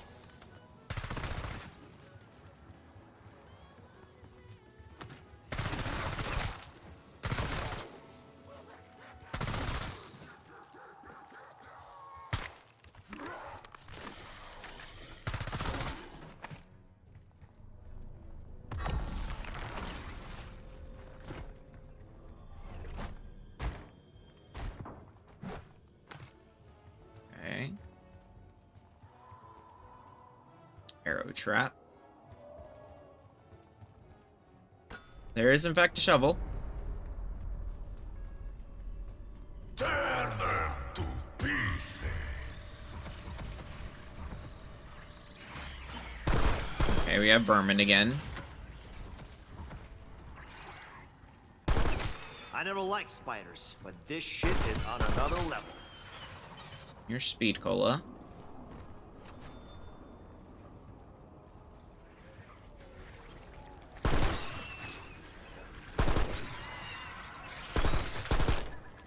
Show some respect for your elders. Max ammo.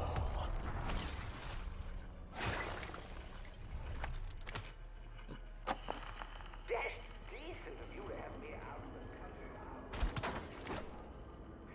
Grenade. Nothing of it. It's been, what, 5 years? Far too long. My motives are entirely altruistic. Well, that's progress for you.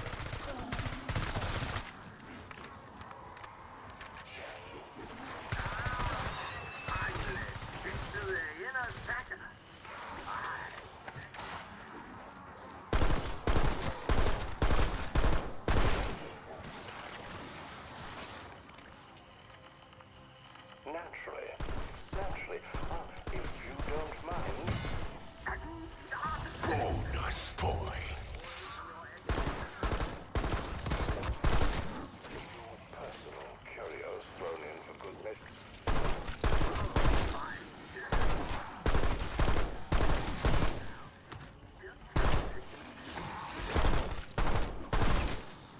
Be a good chap. Please be careful with that. Mimic! Mimic!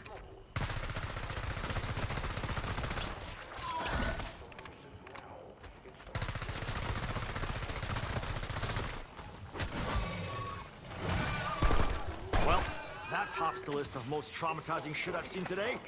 And a monocle.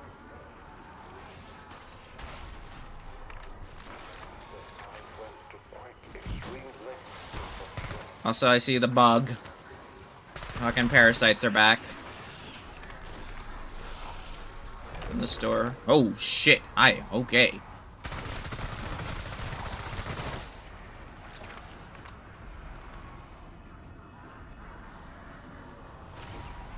Oh. After 3 long, laborious days, that damn thing's open at last. Some say life is about the journey and not the destination, to which I retort, fiddlesticks and flapdoodle.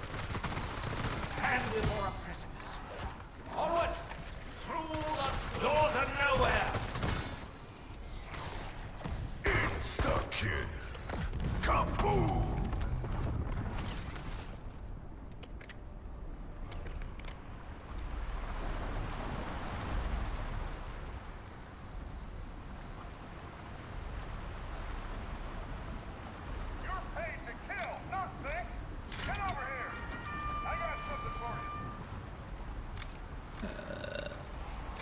Light mend on this.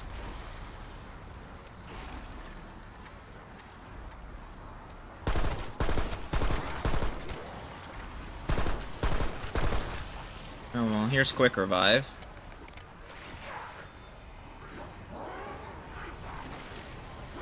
That's an amalgamation there on that.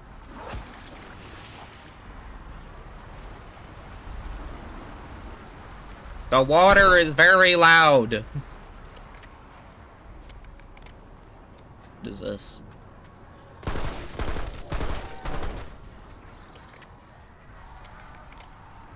Alright, I guess we should go in here.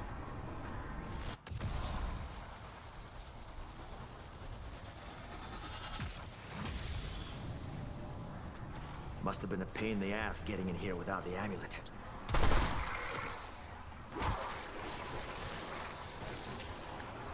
What the fuck? Oh, okay, well here's Pack-a-Punch. Let's paint the town red. The bloodier the better.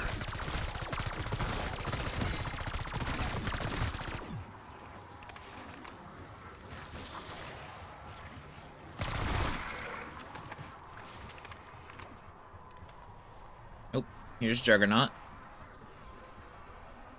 I'll take that. Nobody tell the Soviet Olympic team about this stuff. Yes, I still got it. Points.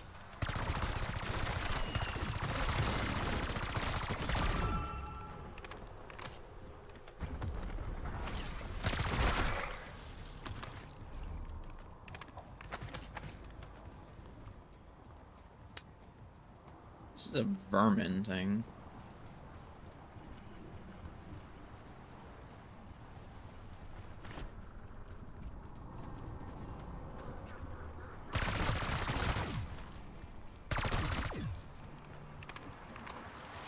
Oh, speaking of vermin.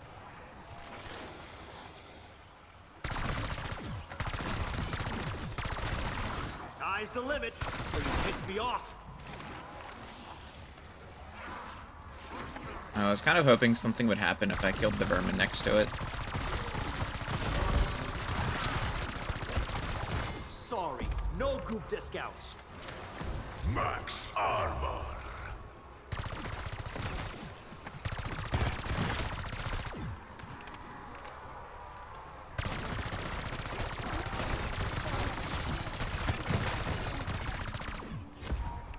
Bonus points.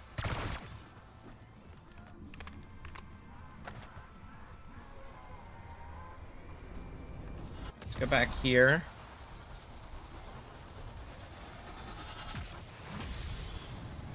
Let's go and grab Quick Revive.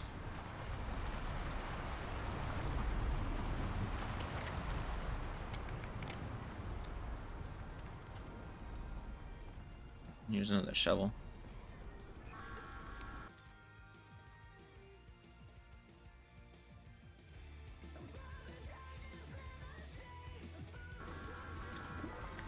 The things I've had to swallow for my country. Lies, mostly.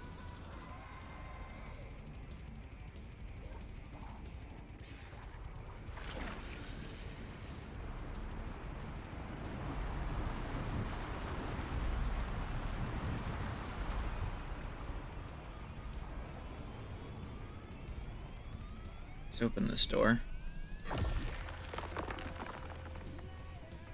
Shrine. Okay. Stamina up's here. Oh, here's the bug again.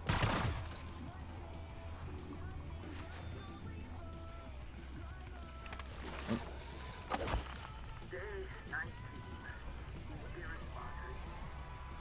Another door. Tombs. Oh, here's the new perk, Death Perception.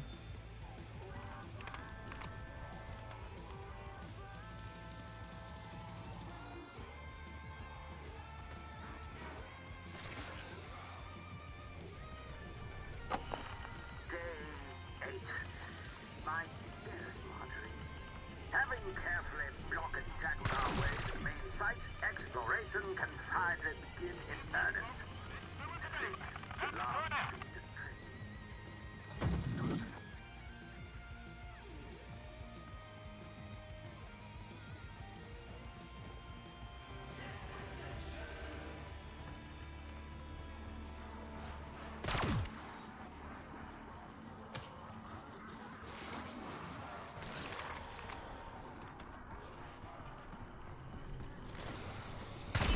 Oh! I wasn't expecting that to do something.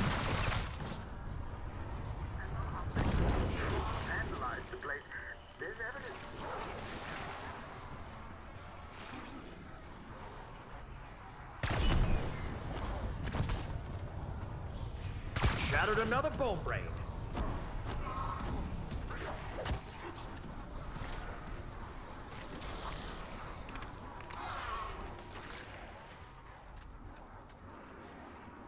Oh, this is the ghoul.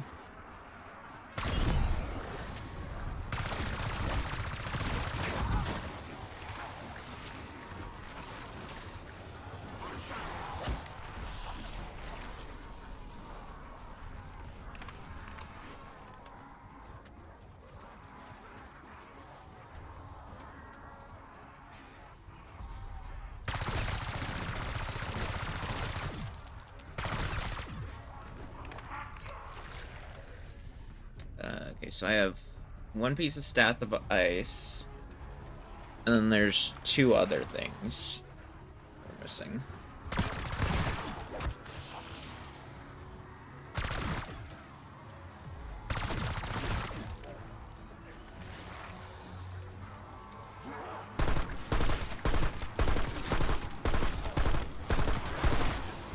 Raptor did not appreciate my adjustment to his instrumentation. We are grounded for now.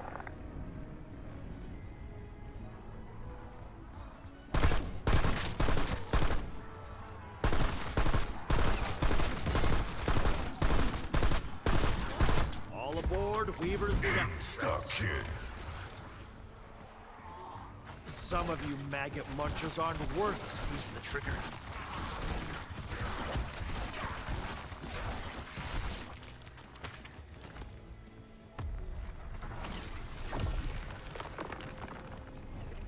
There we go. Okay. Entire map is now open.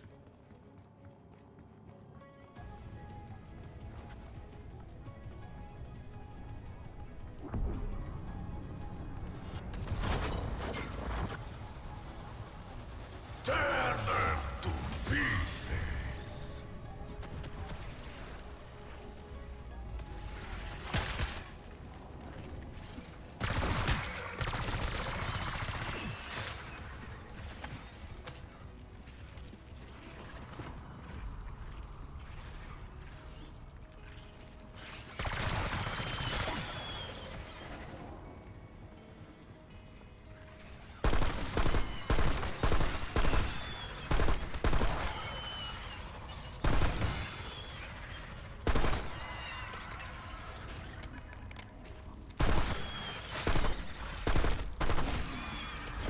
Max ammo.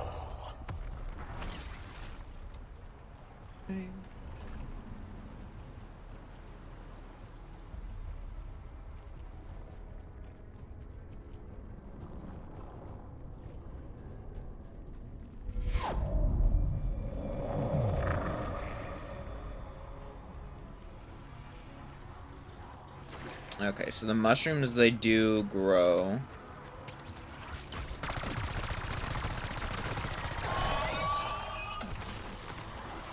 Nice to know that, you know, mimics are still not that hard to kill.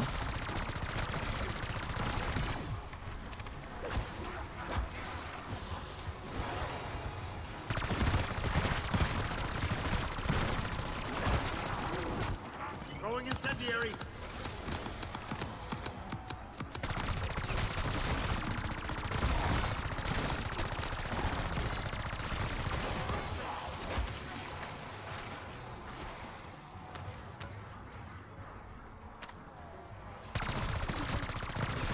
As bad omens go, a bullet on the head is right up there.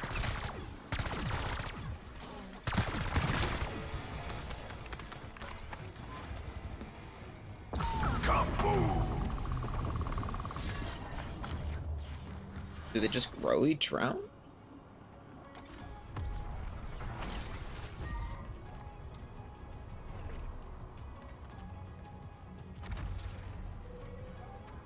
What was that? Nope, Doppelgast. Who brings poison darts to a fucking gunfight? Mutant Injector.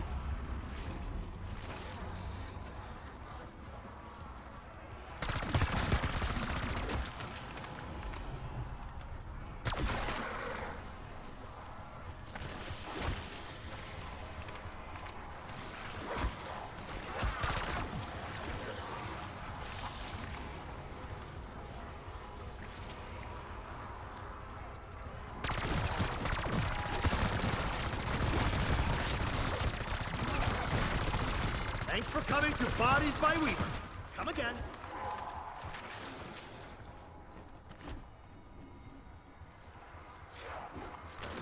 Max armor.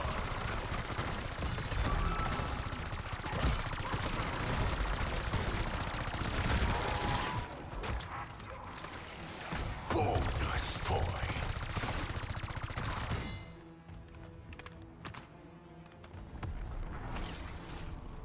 I beat these fuckers once from behind a desk. This time, I'll do it in person. Oh. Got an artifact.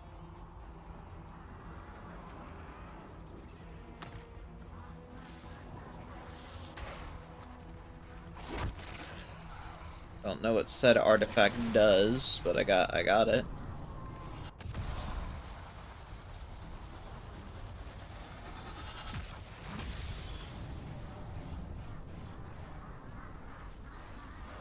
Oh, hey, Pack Punch is here, so you don't technically have to go there to do Pack Punch.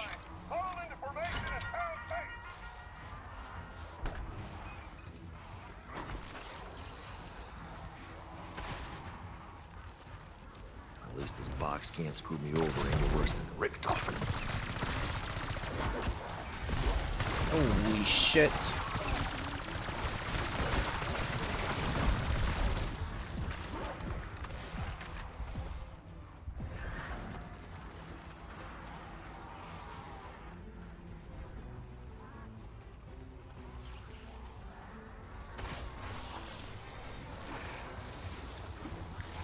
Pus buckets won't catch me with my pants down. I wonder.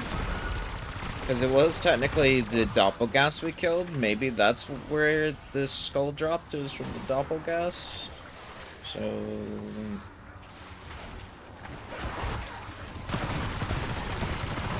Culling is why I wake up in the morning.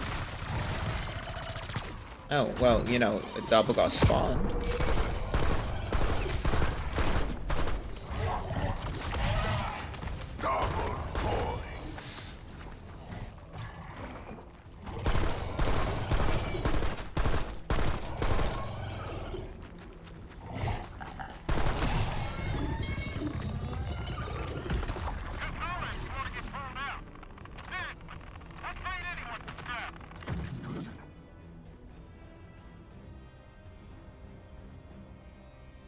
Okay, it didn't do anything.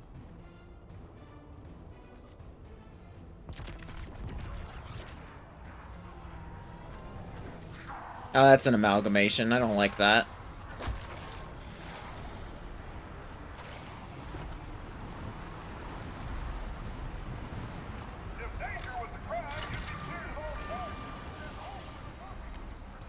Fuck you in particular.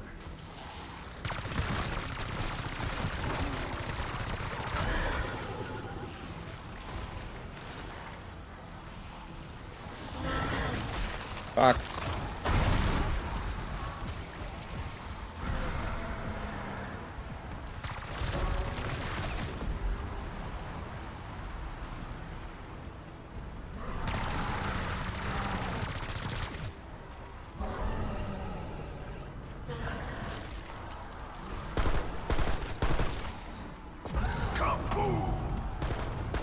The one time that I will say sure.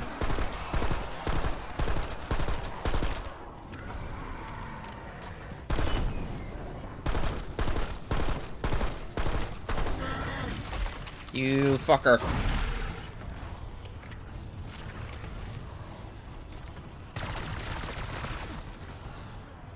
That's awkward. What the fuck was that?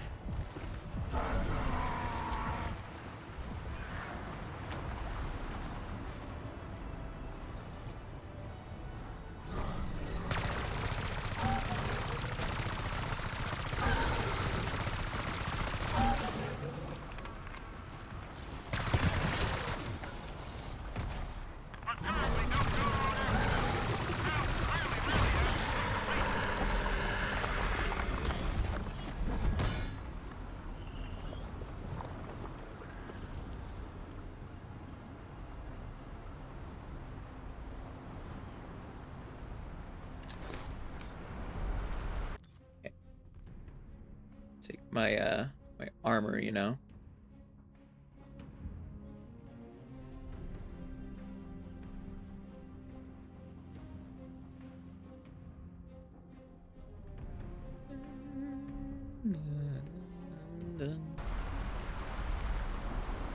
Tear them to pieces.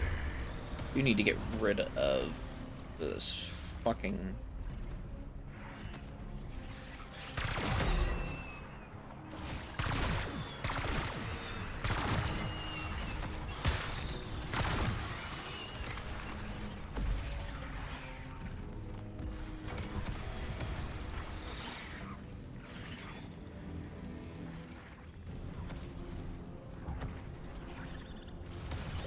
shock you to know I have stuff going on that doesn't involve dealing with your petty bullshit. Oh, fuck, I got the... So we gotta go find it.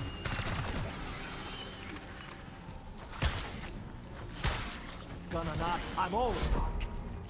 Max ammo.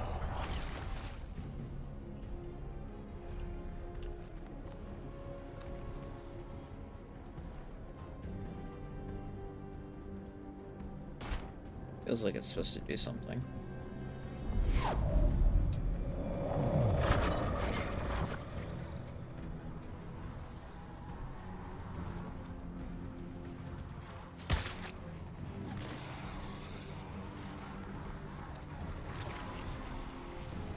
Oh, hey, the box is right here. Cool.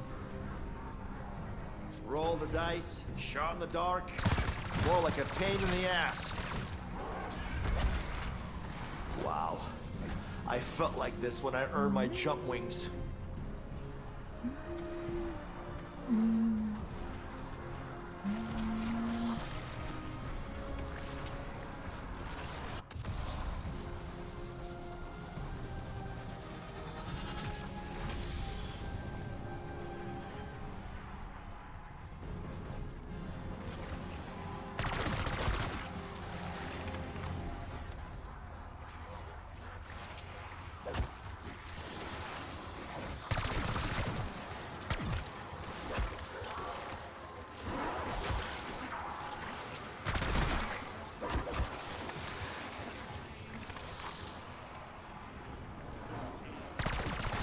Quick and painless. Not that I give a shit about the pain.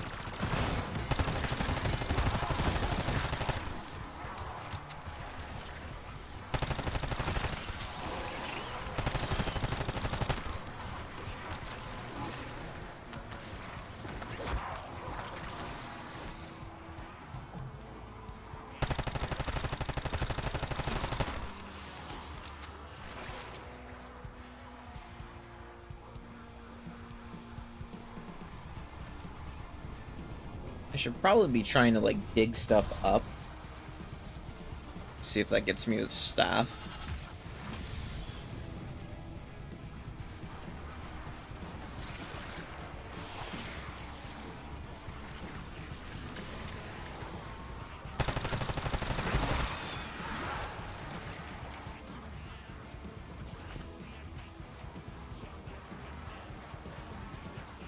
By death perception.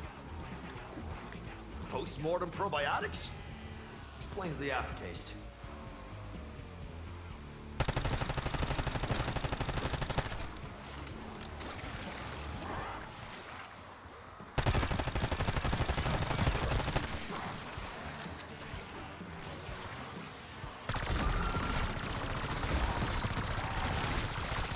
Ray said that thinning a herd is good for the planet.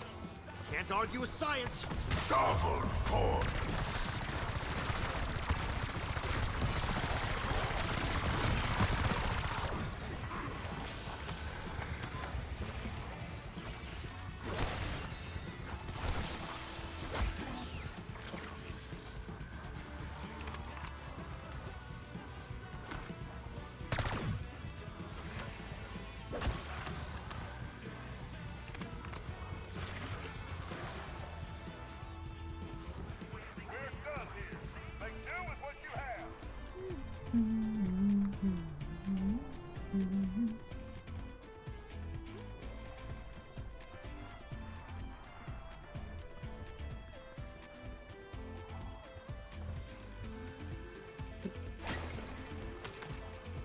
Pick up ancient gem.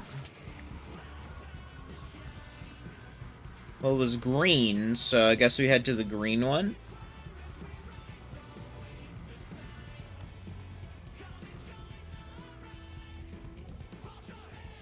Which, I went the complete wrong way, because green is on the opposite side of the fucking map. Oh, I wonder if the shard is what I put with the thing.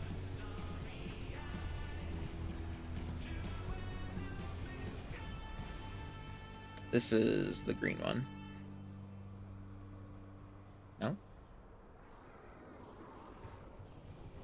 Maybe I put it in this?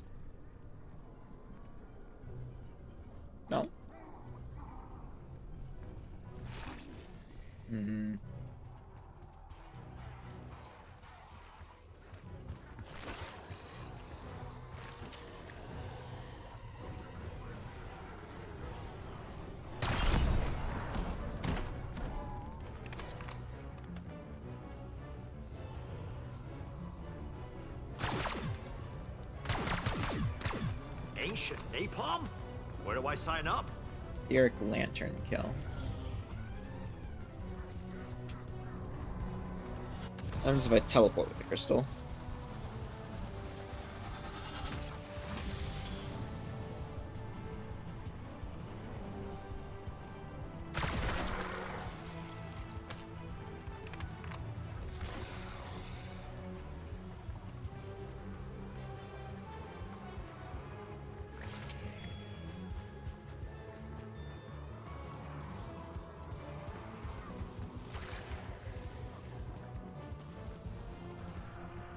I guess I can't do anything with the crystal.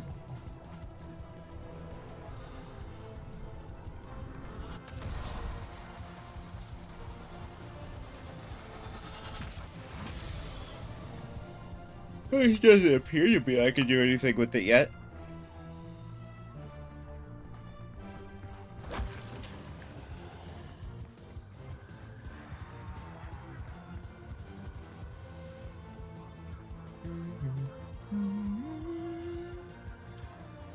That's the Rampage Inducer.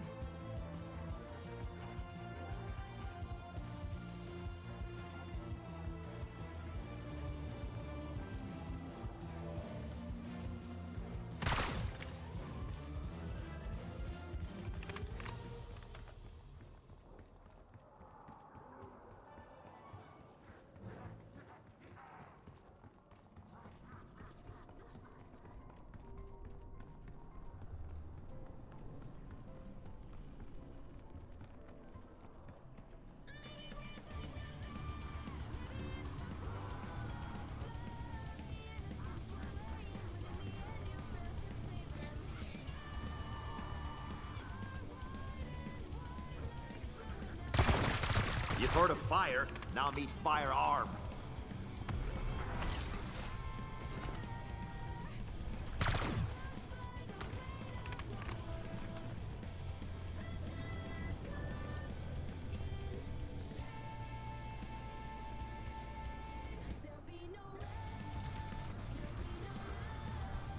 Heard the thing spawning in.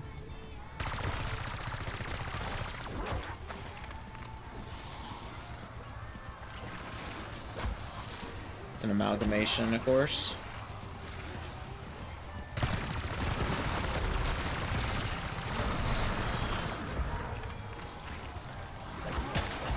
Insta-kill. Carver owes me a beer when this is over.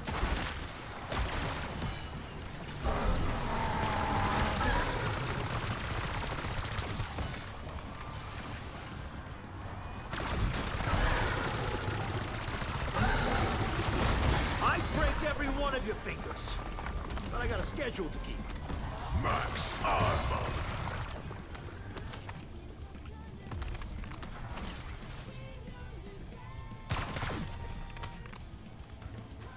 Stamina up. Just so you know, I will not be slowing down.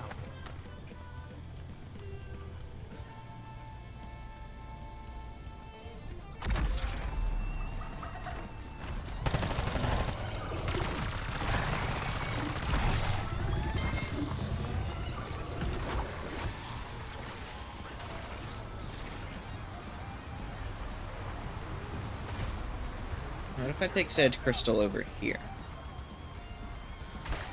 Nothing.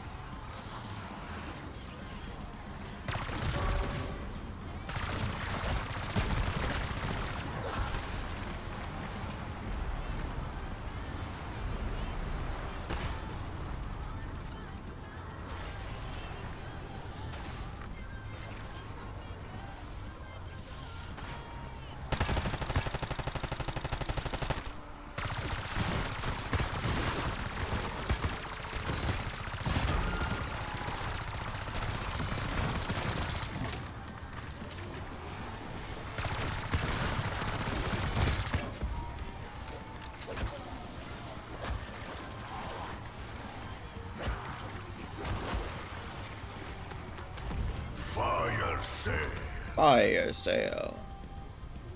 If you were full of booze, you'd be more helpful. Ooh, that's pretty good. I've gone from fuck this shit to cautiously optimistic.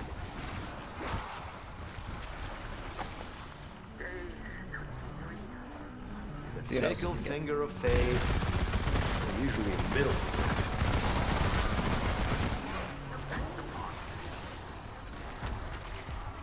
Nope. About fucking time someone dealt me a winning hand.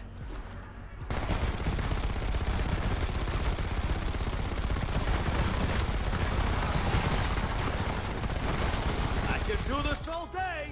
I got plenty of corpses.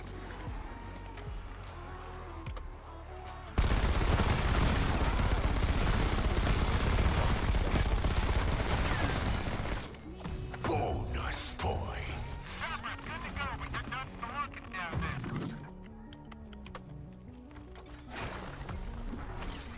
Another ancient gem. Oh, free Deadshot Daiquiri, hell yeah! Yeah, let's put my aim on strawberry flavored steroids.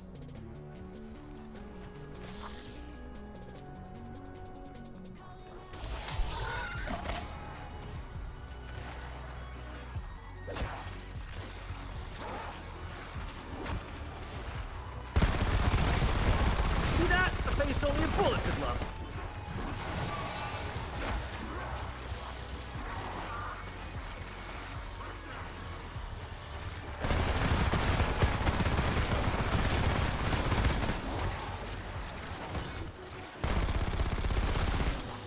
Stun out.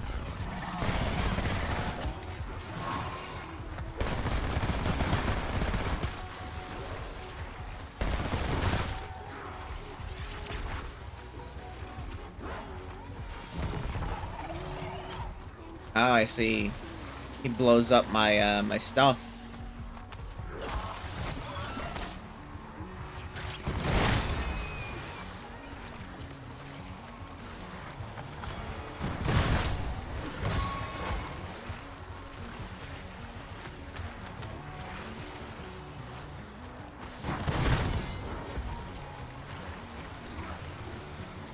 The fire sale.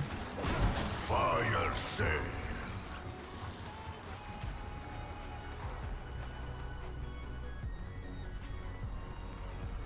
If you threaten me with a good time, you damn well better deliver.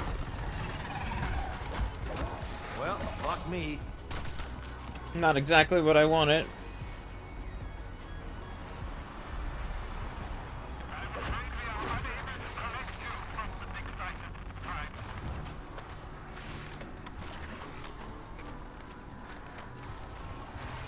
What is that? Got the hardware. God knows I've got the training.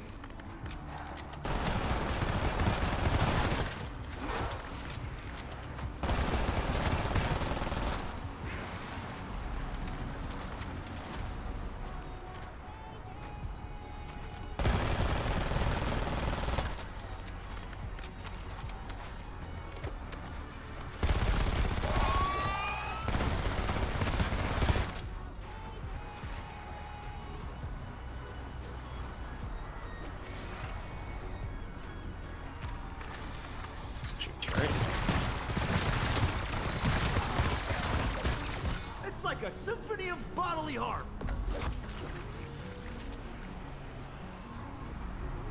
Oh, I did this again.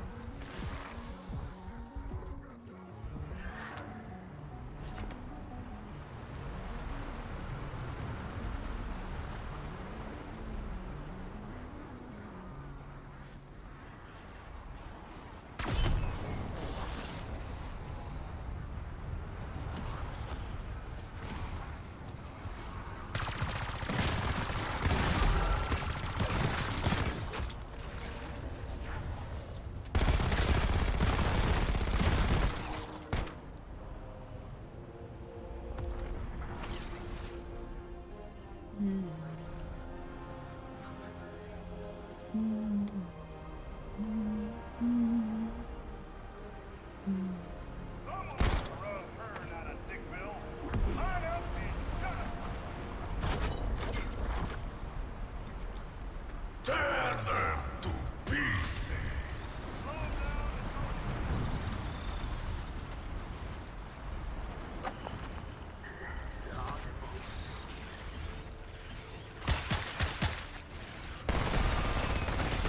long johns.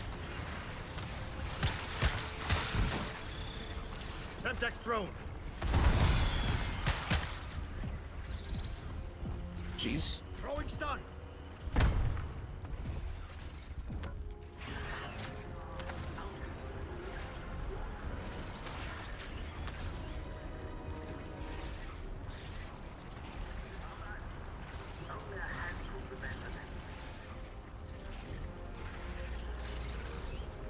Frag thrown.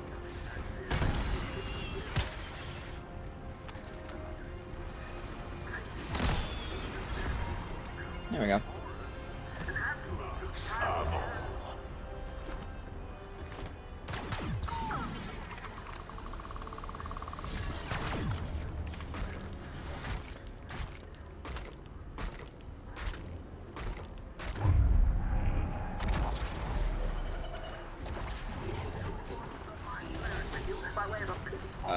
Okay, it spawned the Mimic and the Doppelgast. Try and undead yourself from that, you shit fucker.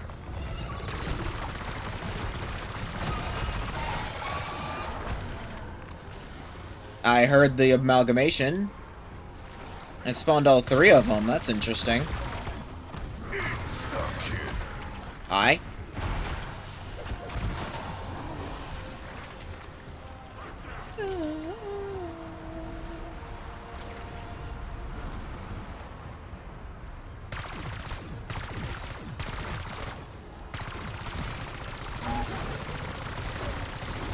I'm sure as shit doing my part.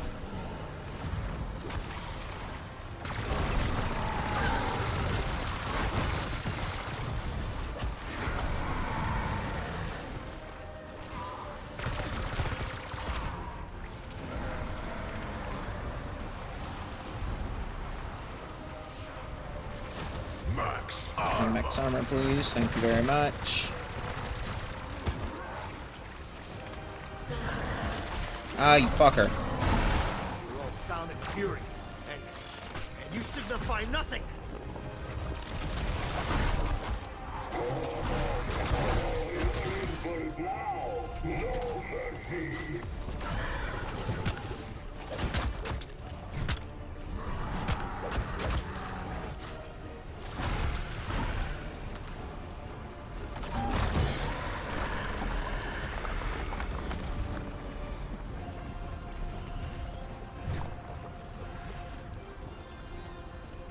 Looked like a ritual circle, so I mean, it was a good guess.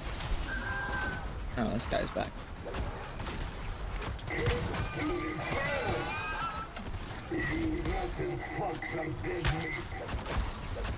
Another one.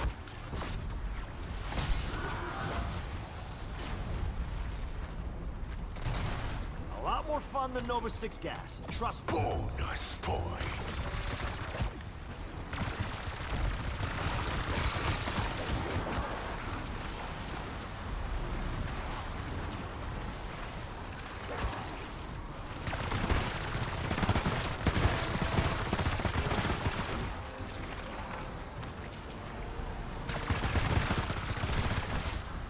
Kill you.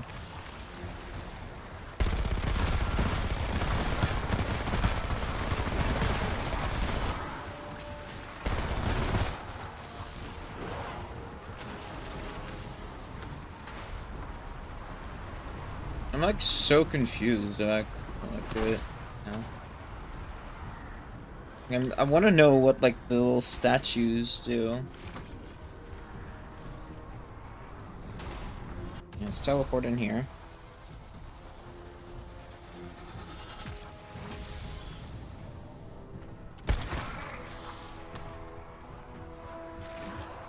And those seem to only give me salvage.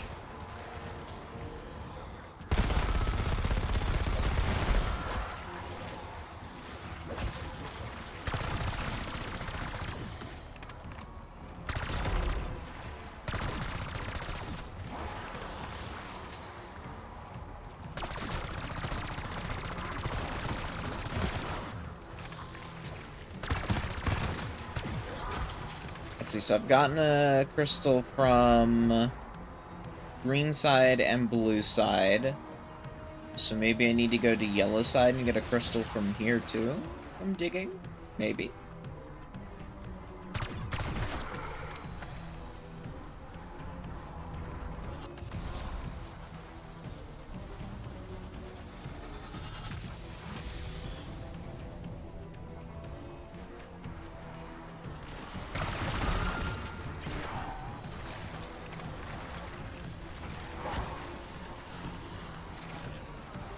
Of course, that requires there to be an actual big site here, but you know. Details, schmeetails.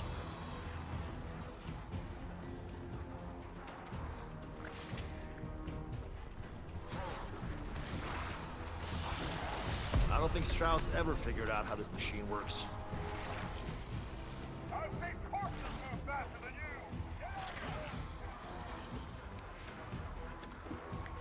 Feels like I'm cleared hot and danger close.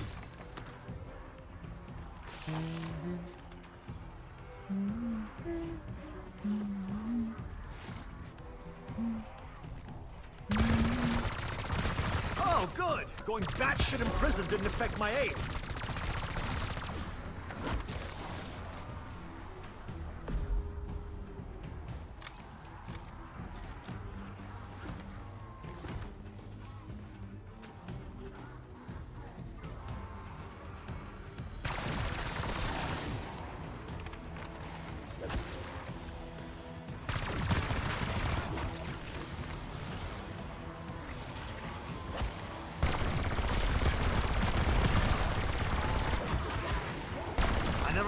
Crowds, especially now.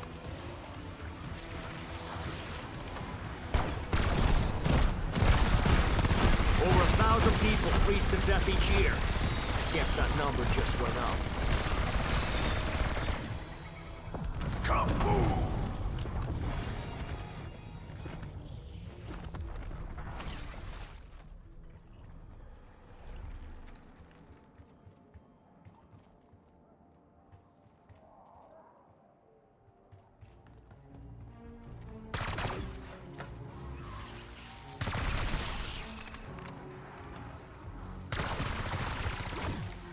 Mimic somewhere.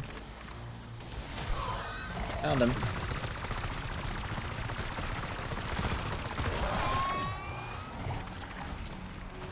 And a Doppelgast.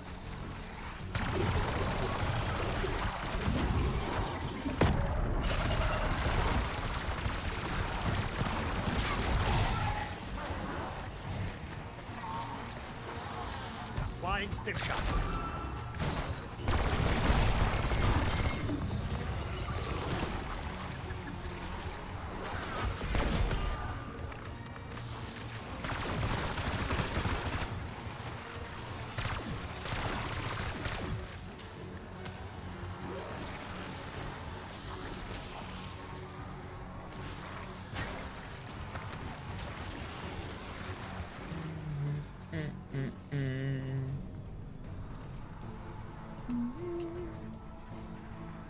I wonder if I had a Molotov, if I could light that.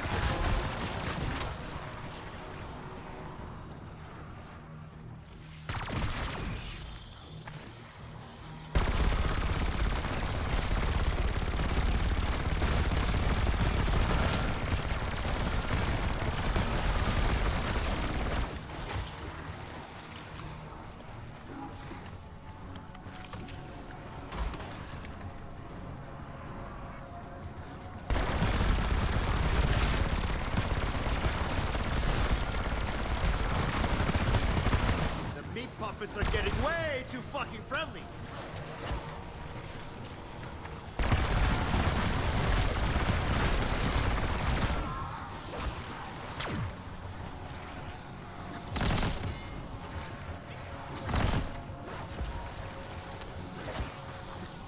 Throwing Semtex. Double points.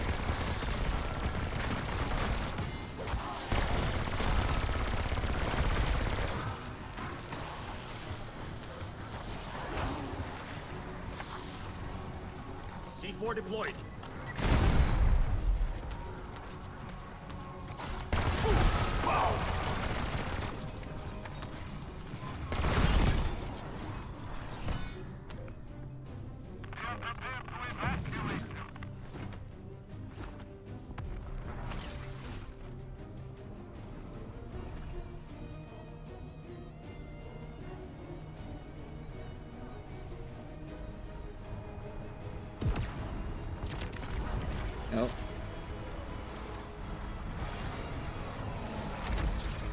Another amalgamation.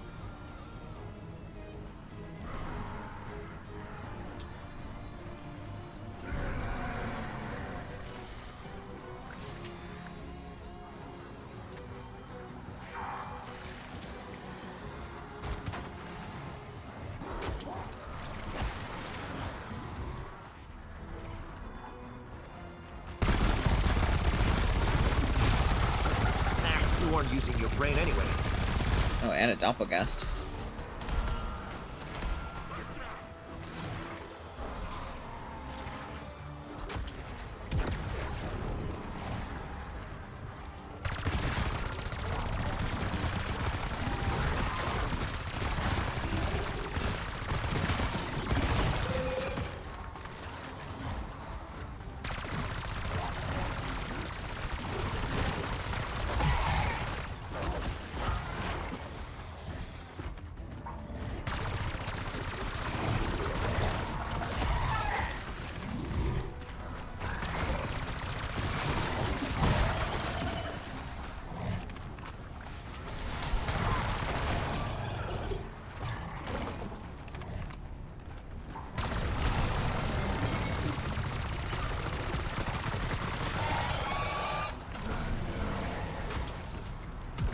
Whew, that was close.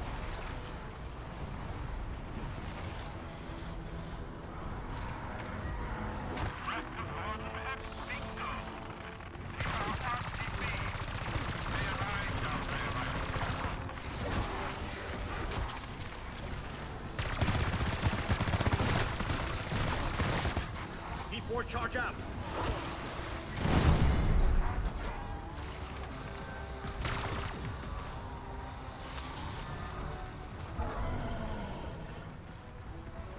Grenade out.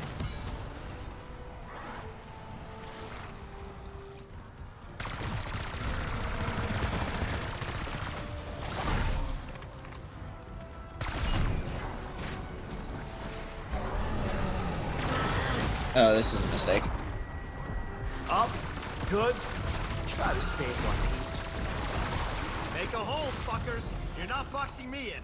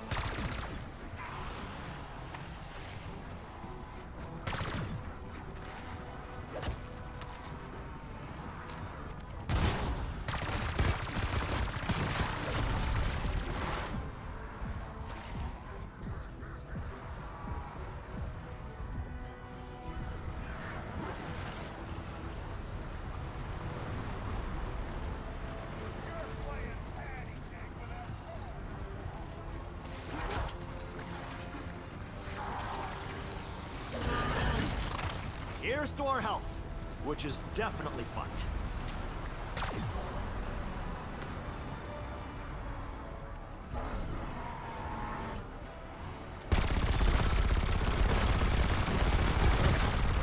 Aw, a little cold snap slowed you down. Good.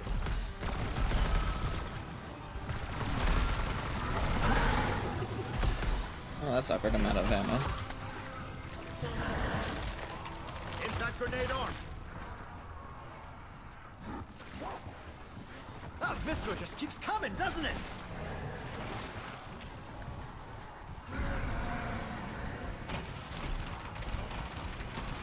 Huh. Check out these massive pricks.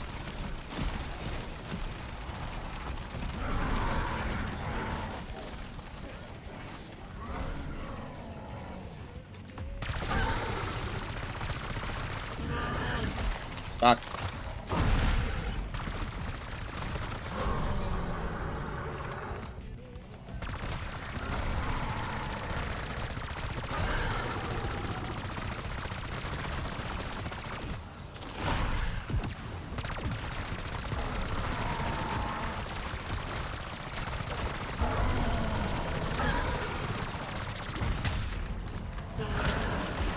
I'm dead.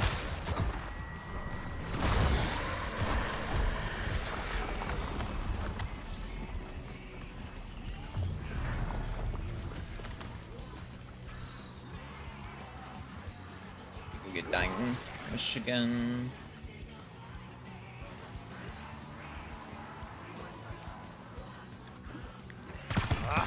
Time to bust some heads. This is probably, you know, upgrade again. Still have speed cola, so I don't have to worry about that.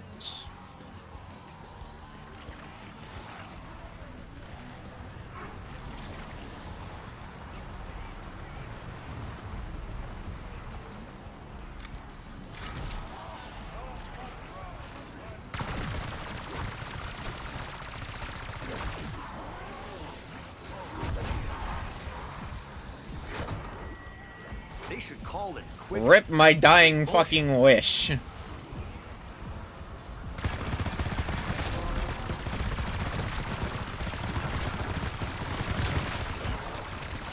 Mostly because I haven't been getting any armor drops whatsoever.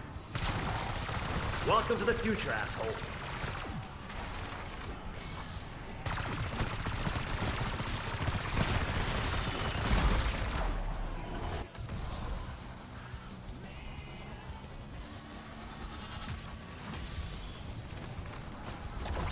Doppelgast.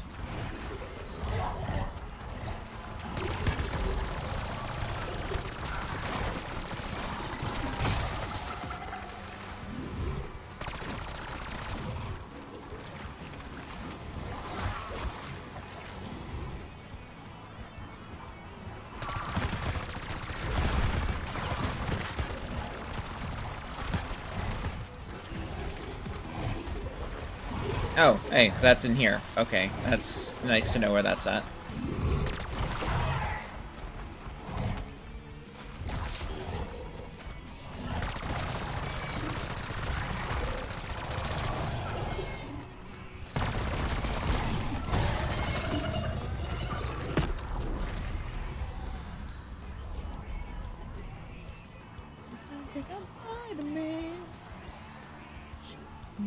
Just what?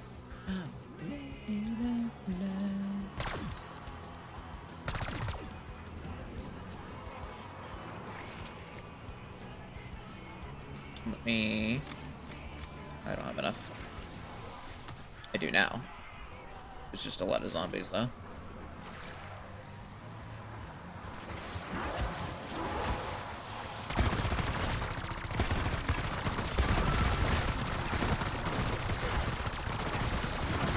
I'm gonna smell like blood for days.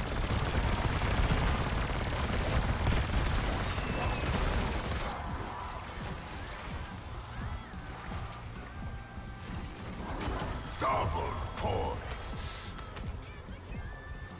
Hey, finally got that Molotov I was looking for.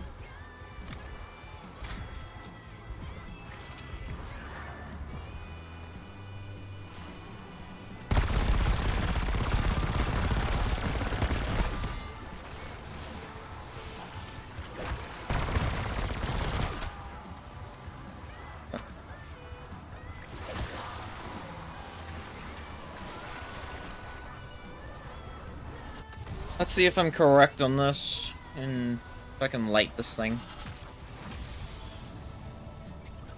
Sending Molotov.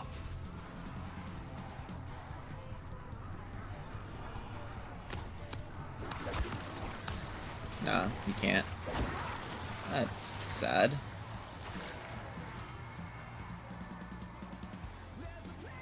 So I picked up 2 crystals, but I don't know what they do.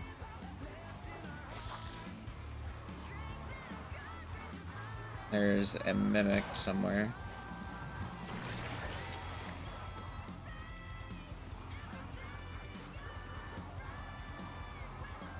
There's a mimic here too.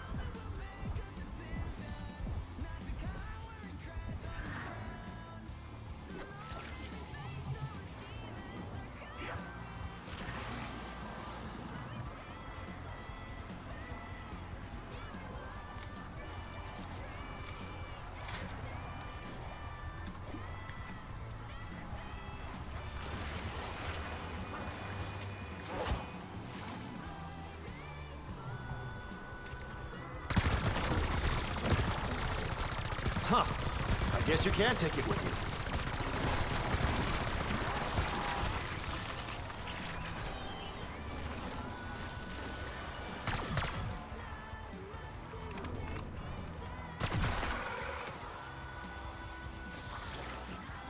When does my neck one of these? Oh. Okay, so if you melee them, they don't immediately burst. Ancient problems, modern solutions.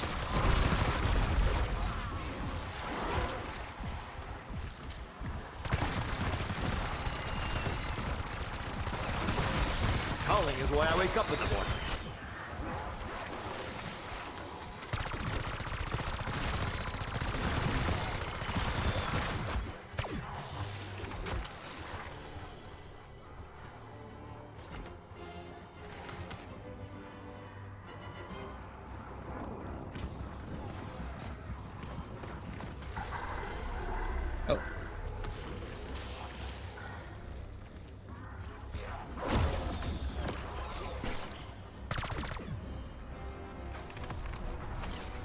They flew off towards this way.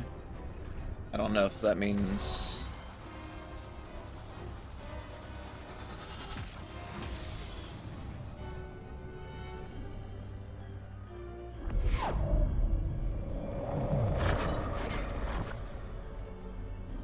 Tear them to pieces.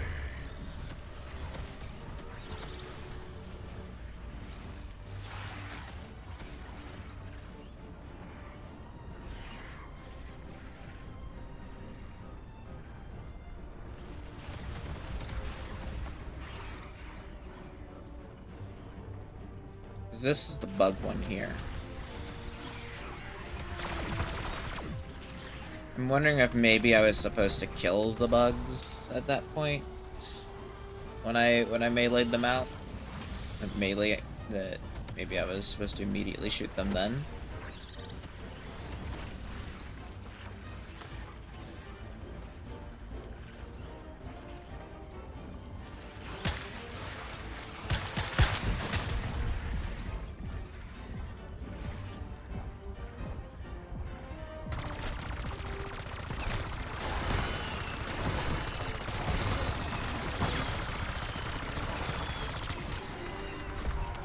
Max ammo.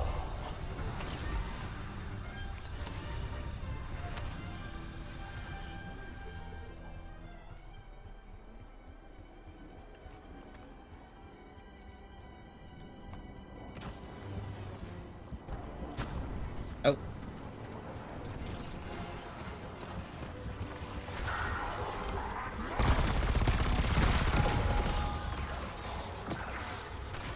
Gave me a weapon.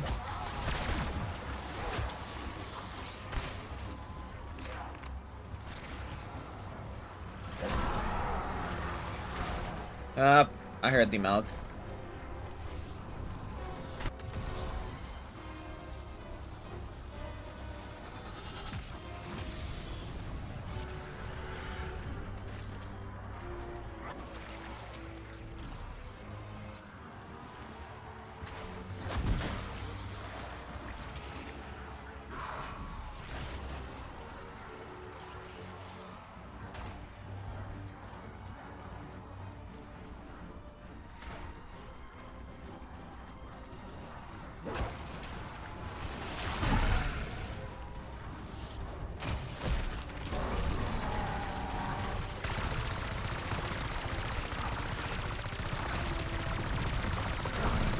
Two Melgs.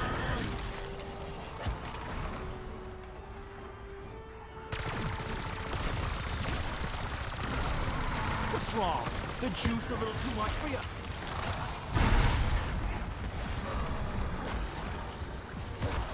Fuck me.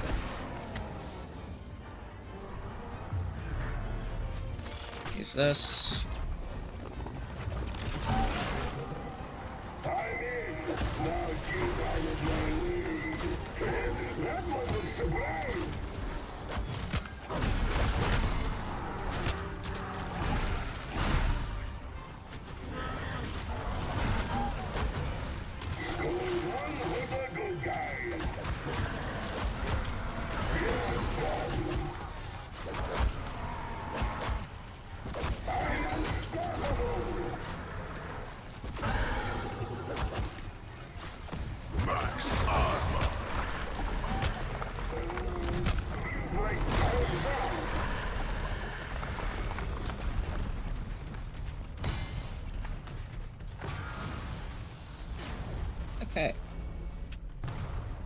gonna lie, I could go another round on that stuff.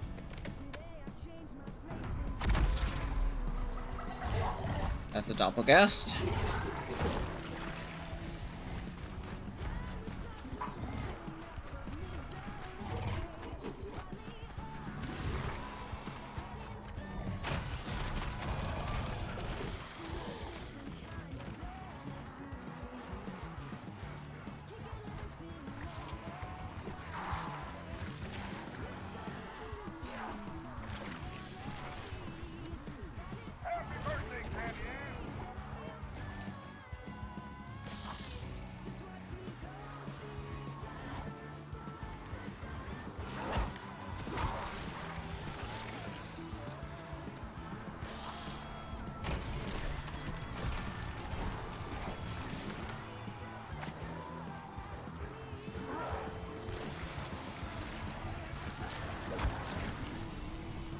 Honestly surprised that the Doppelgast is still alive.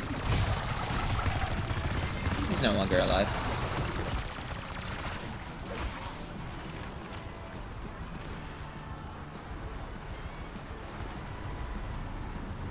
No point in me coming down here to grab Quick Revive, because, like, it doesn't have any use to me anymore.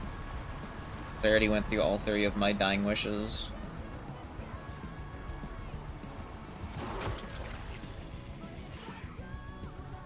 What I do need, though, is this.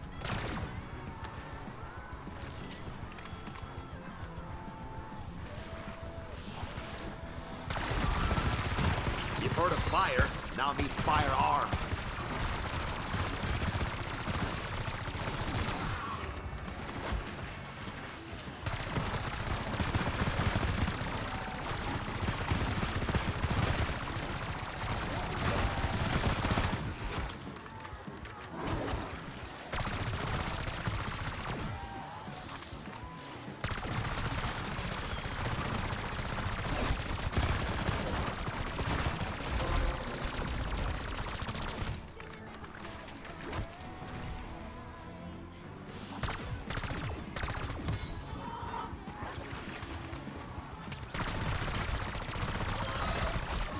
Bitch.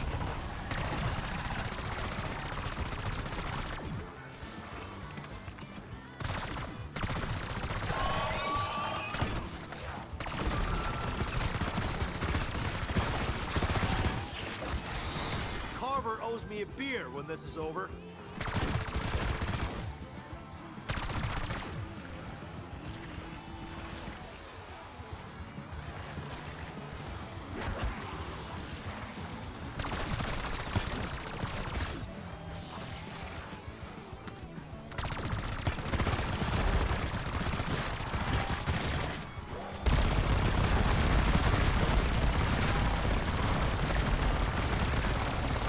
Got a Colt front moving in.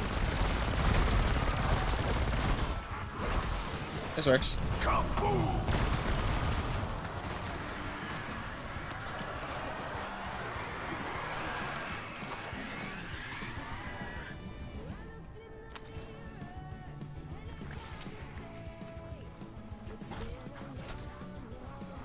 No, I don't have melee Macchiato anymore, that's right.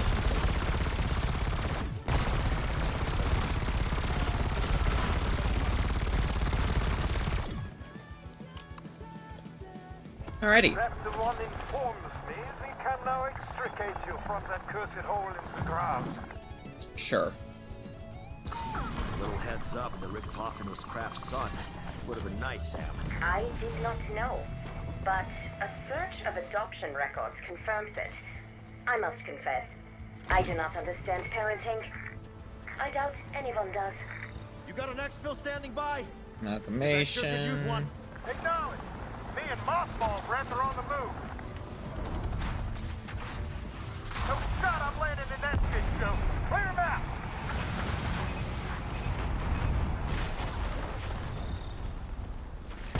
That didn't do much at all. Killing the amalgamation in this is going to be annoying.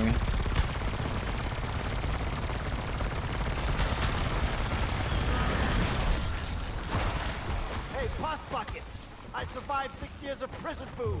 I'll damn sure live through this. Setting shock charge.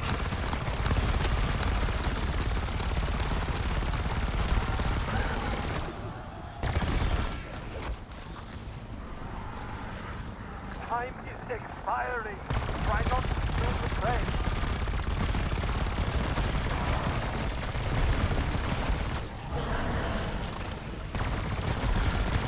I'm out of ammo. We must go.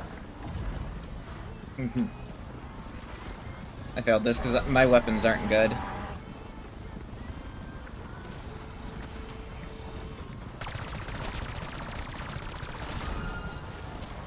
Lion, I'm too young to die.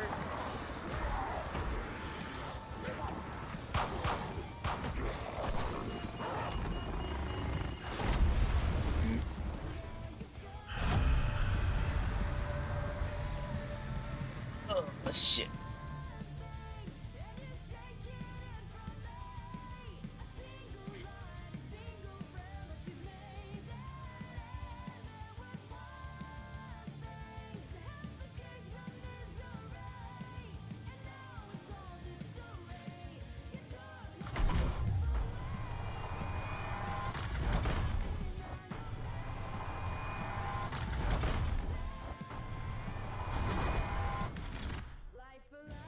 Okay.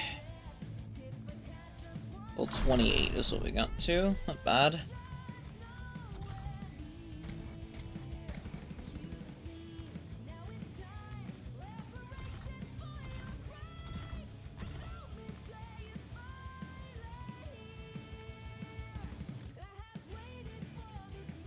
Oh, I didn't even get the chillberry, damn. That's sad.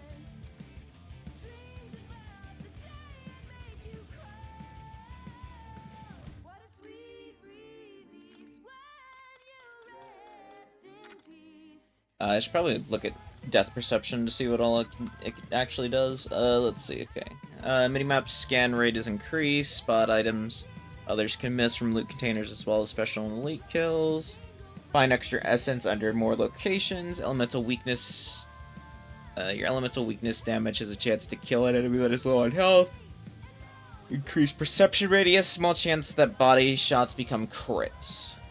Okay. Obscured enemies are keylined.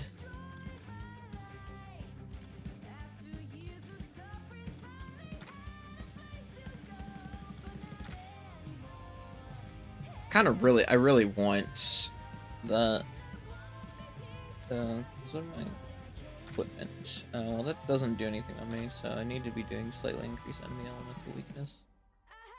Because I don't use damaging equipment. I use health thing, so having the extra damage is actually kind of nice.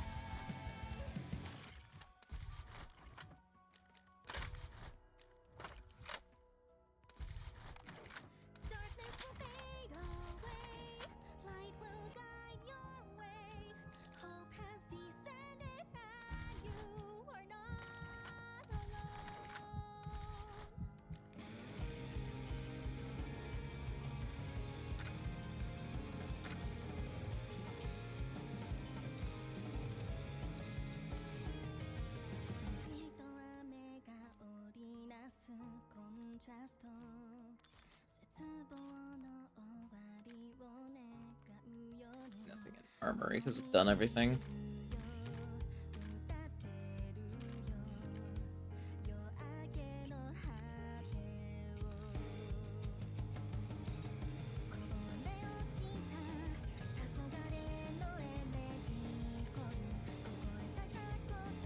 I guess I could go into Tomb Squad, see what fucking randoms are doing, but at the same time, I don't fucking, like, I don't know what caused the drops for the crystals, like, other than digging.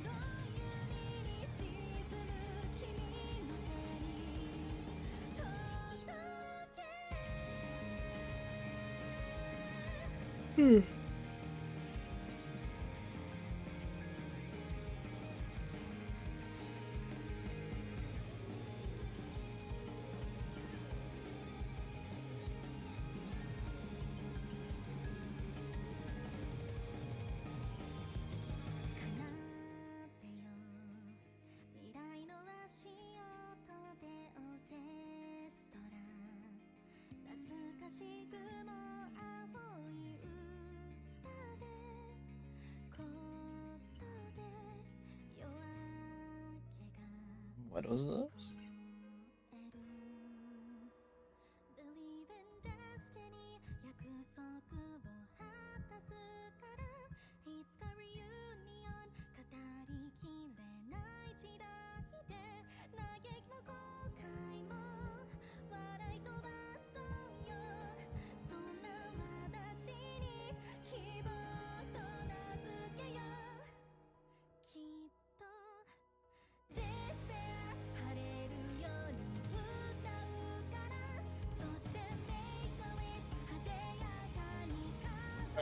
Alright. I got my taste of the map, so I guess that's fine. Like, I understand the general layout, which is kind of what I was hoping to do. So I think we'll probably jump back to Destiny 2, just because I do still have some challenges and stuff that I need to get done in there.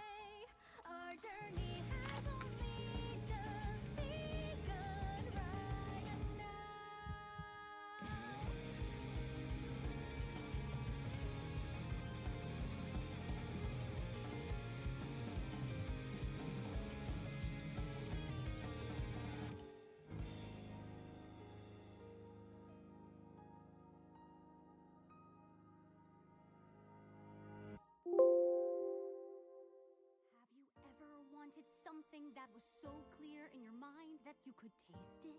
You mean like human flesh? Sort of. It's a feeling like a rumbling in your gut that you could finally be faced with a billion needy faces. I guess what I mean to say is, for the first time in my life, I might have to be ready for this. Ready to be the one who's leading from the front. Gotta come into my own.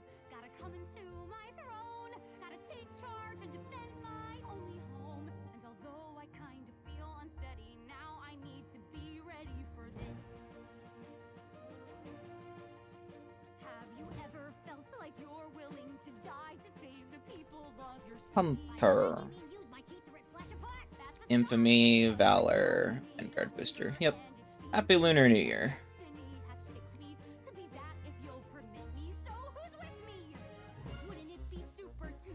Oh, hey, the Herald of Spring rocket launcher for that thing.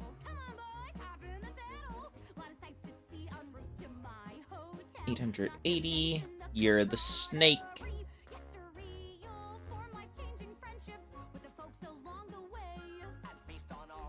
King Snake.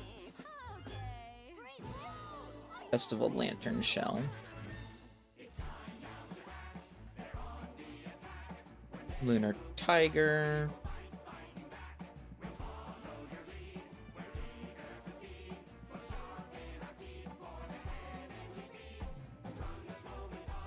Wow, this thing. I mean, I guess. Tron Cycle. Alright, two ornaments, I guess we get this time around.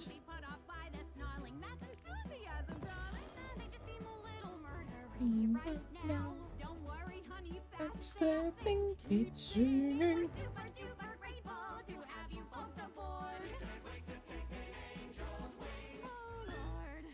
Okay, what do we have in Crucible Land? What am I going to be able to do this week? Rift! Alright, Rift is up. That's cool. Oh god. Combat Rift. Duality. Valve Disciple. Shatterthrone Last Wish.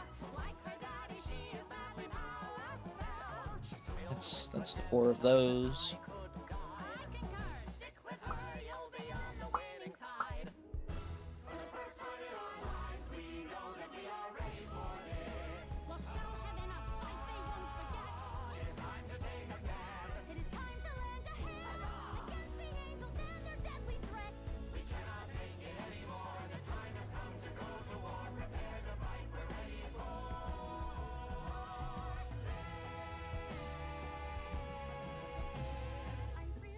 Okay.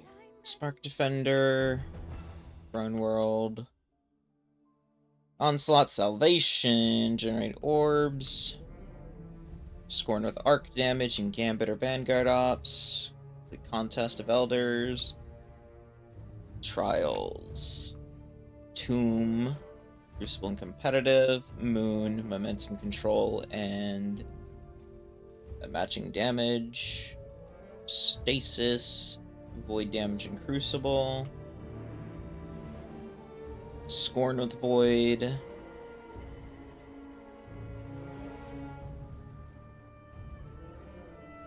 Have to 20 of these things. 20. What's the GM this week? It's that thing. It's the weapon.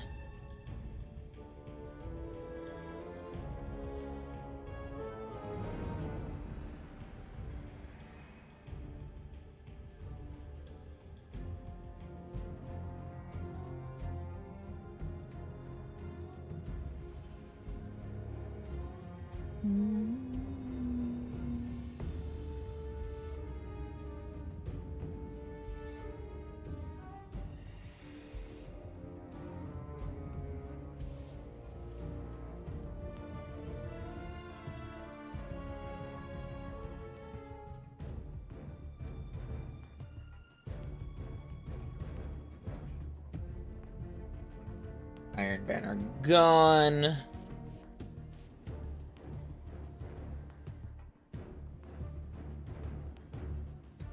Zavala, what's the weapon?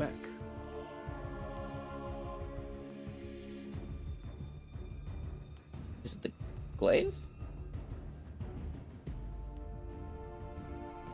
Oh, no, it's Undercurrent. Okay. Shit. I don't know about that.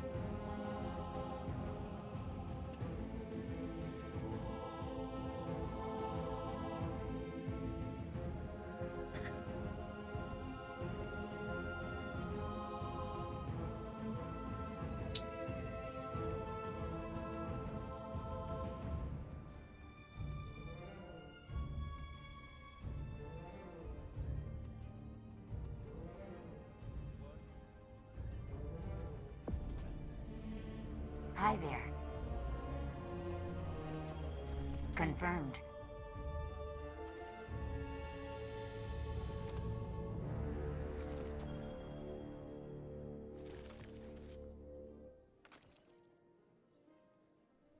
All done. Funny enough, my other two characters need to hit 2010.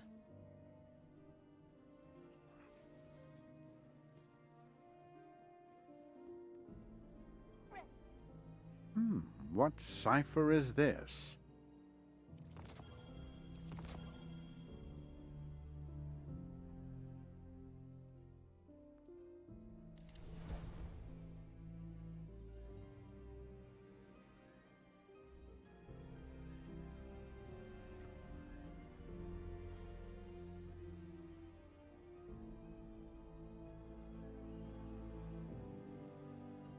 I must admit, Guardian, I'm very curious to see what you've got for me to crack open. Switch characters real quick.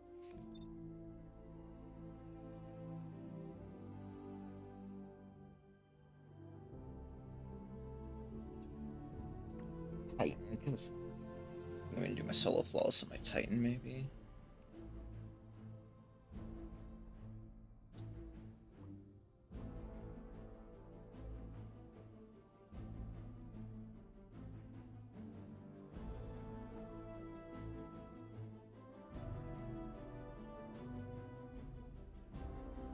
I need 2010 weapons, though.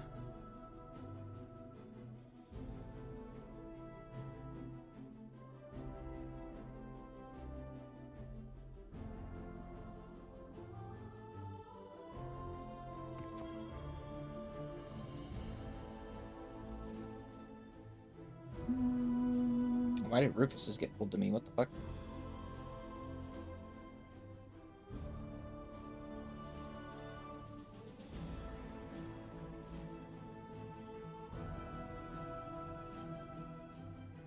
Why did this get sent to my warlock?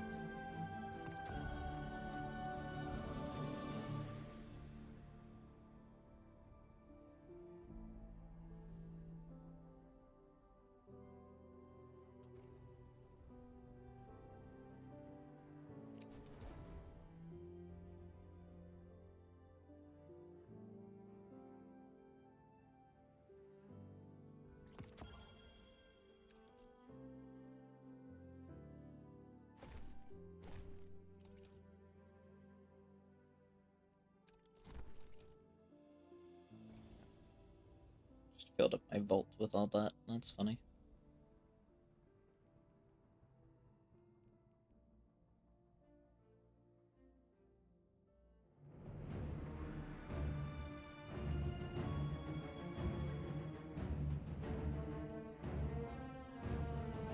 Can I determine which one I preferred over this? It's the enlightened action one.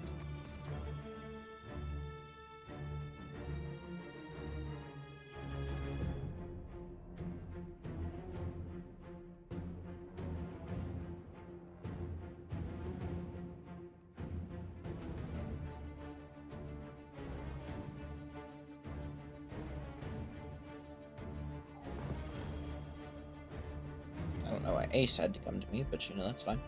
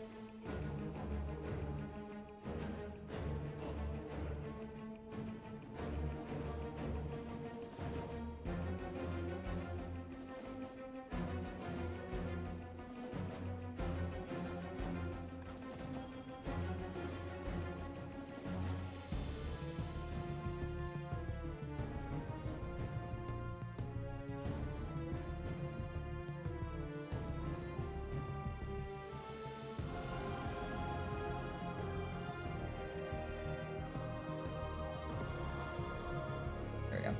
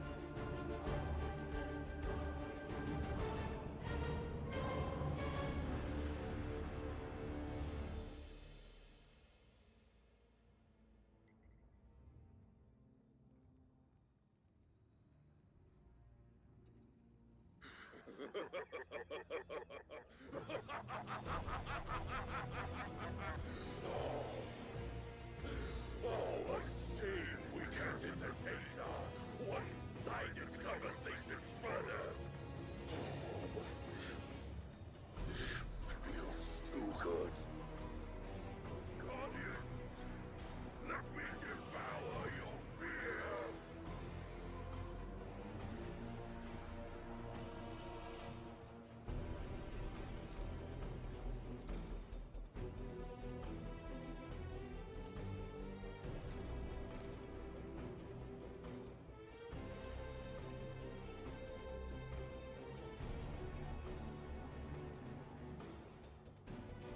ingredients. I can speed that.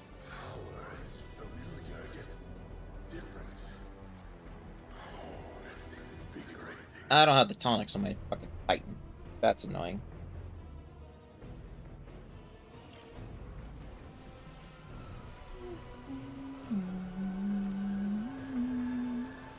We're approaching the temple, Petra. Copy that. Standing by.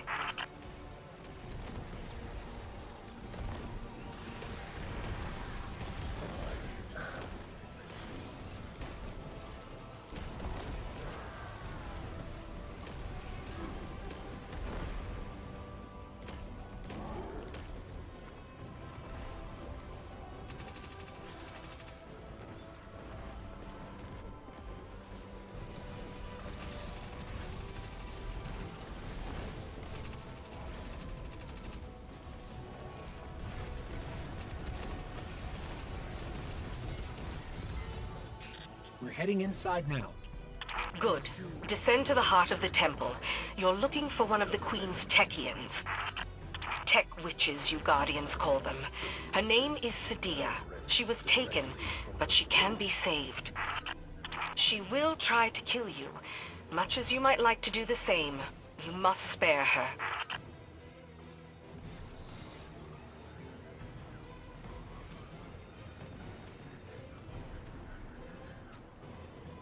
This is an elevator. Clear the room. I'll get it working.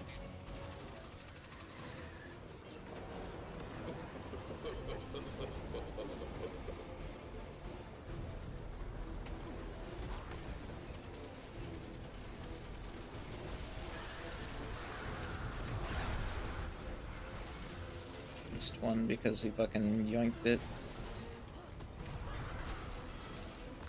Oh, what an idiot.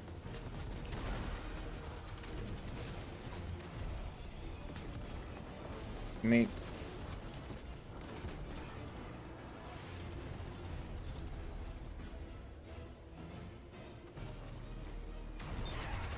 Heads up.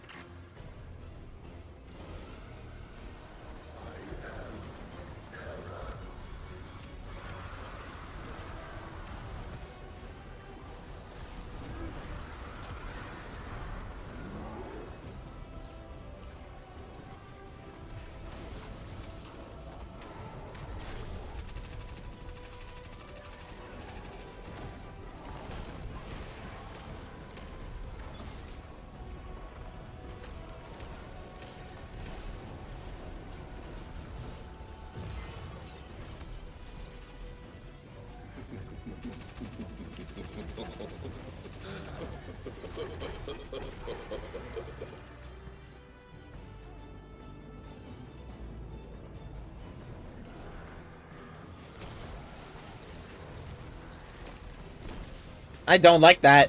I don't like... Fucking sent the ogre flying and smashed me. Prize.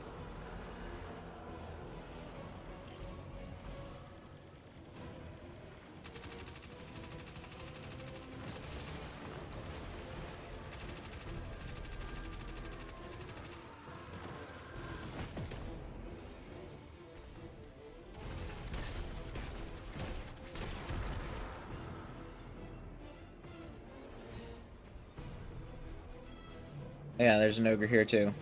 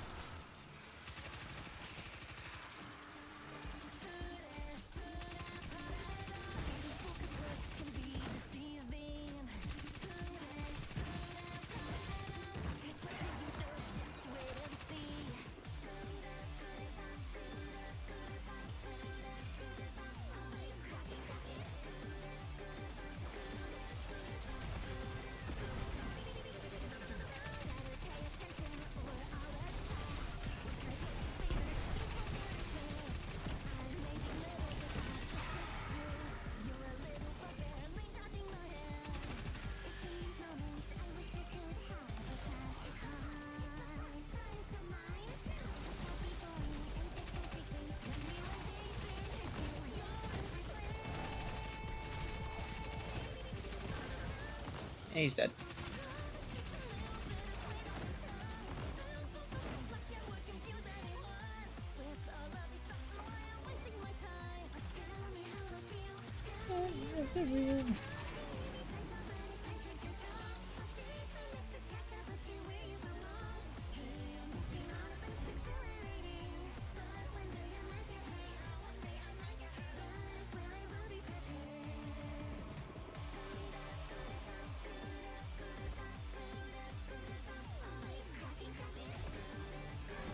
Yeah.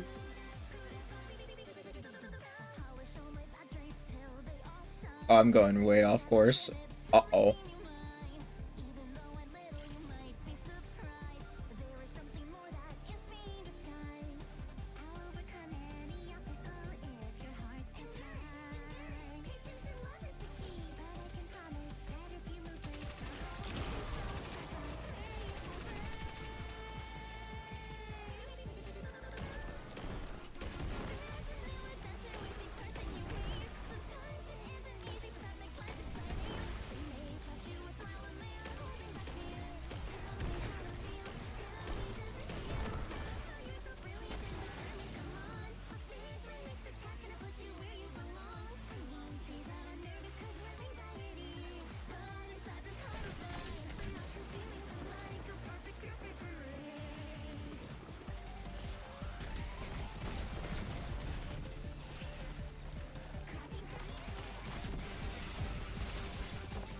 Explosions.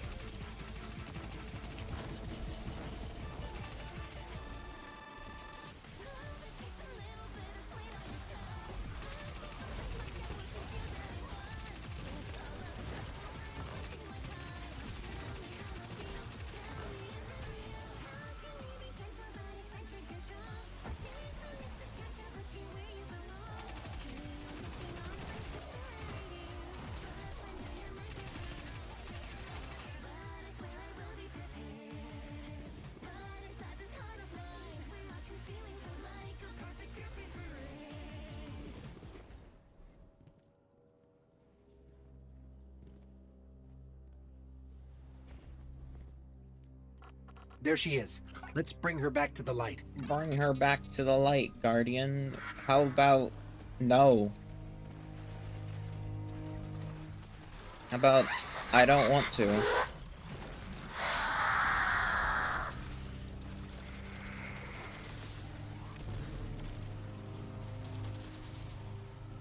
I got it. I got it.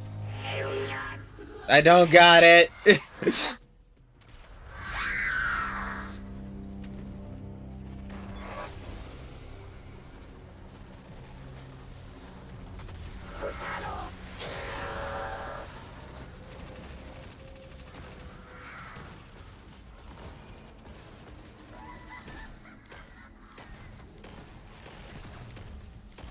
Watch that debris. There you go.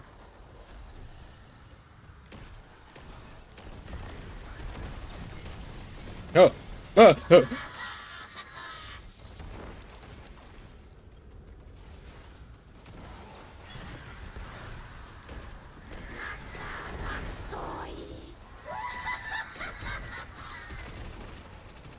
A lot of things going on.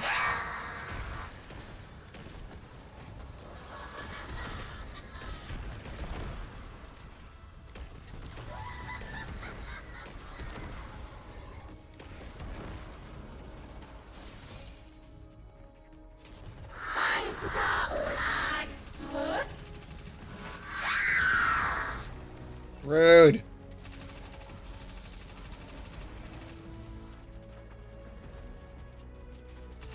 We've got her on the run. Keep it up.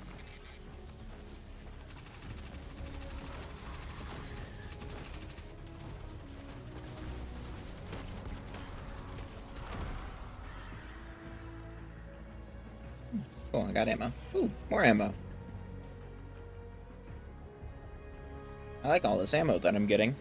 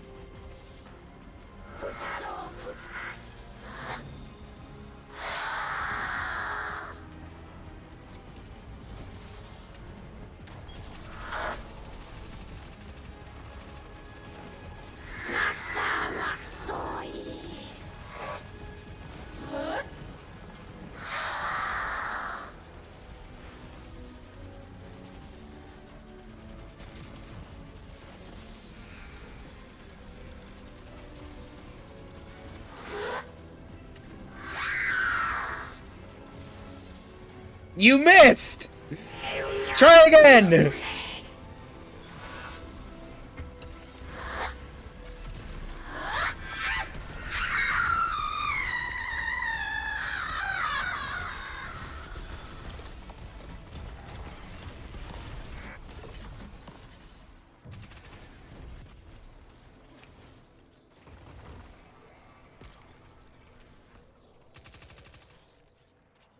Thank you.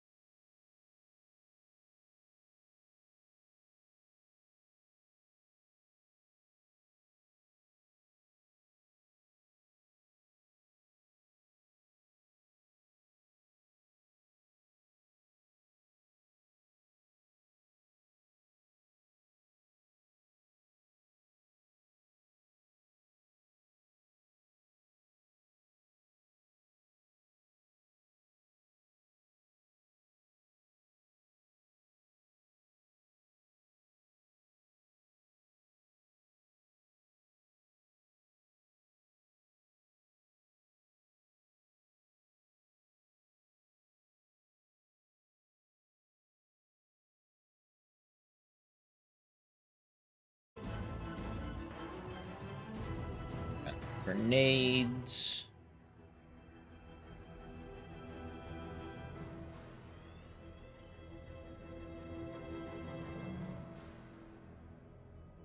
There's so much I have to do. Let me go to this fucking shit and get my fucking what's it called? Thingamabob. So I can actually have tonics. You know, we're missing the tonics.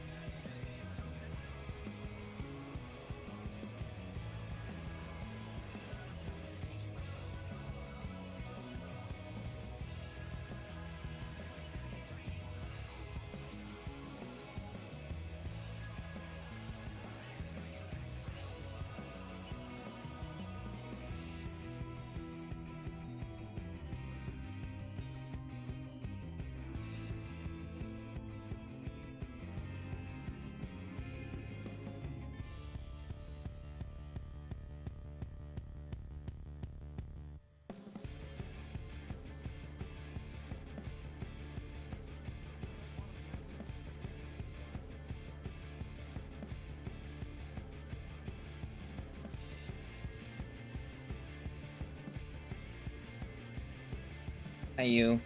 So much has happened. Don't care. I can't believe the helm is gone. At least we managed to salvage a small section of the ship from Europa.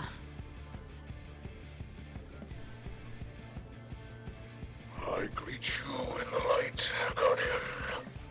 I regret that you must see me like this. I know insists that this is drawing the curse, but it is no cure. Much Elixni medicine was forgotten. Ido seeks a remedy in secrets of old Reese. There are few still living who know the ways of our lost home. Eremiskel remembers. Captured by the Guardian this day, she will help. Her love for the Elixni is poisoned by her hatred of the Great Machine. But now she will see wisdom in your path. Yes. Safety with House Light. Protected by Guardians. Safe, but not whole. I thought being near the Great Machine would help reclaim what we lost on Reese. But I look at our hatchlings now, living in the ruins of humanity, building lives from scrap, and I see that we are debased, corrupted, defiled, doomed to meet our final end as scorn.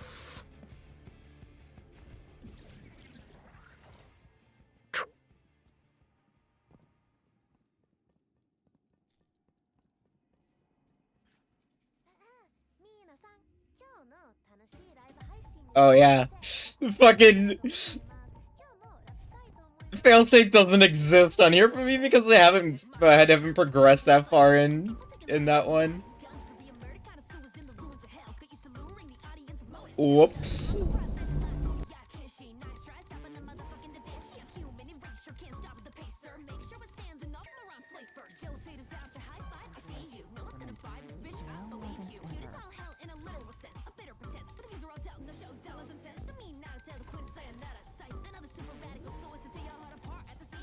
Fikrul and his minions continue to hunt down Elixni across the Sol system.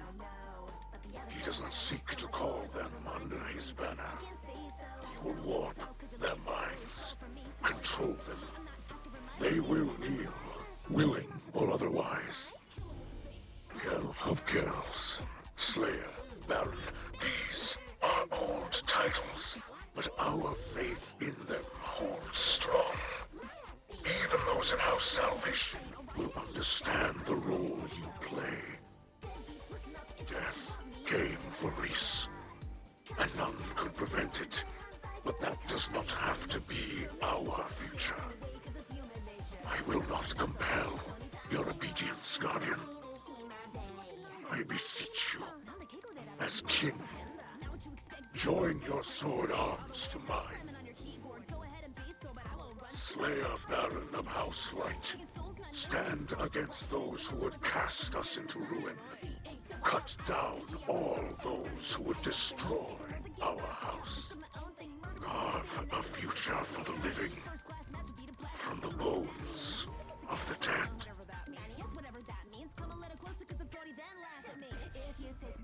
From the bones of the dead.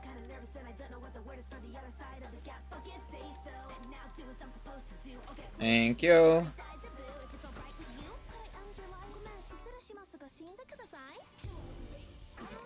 My tonic capsule now.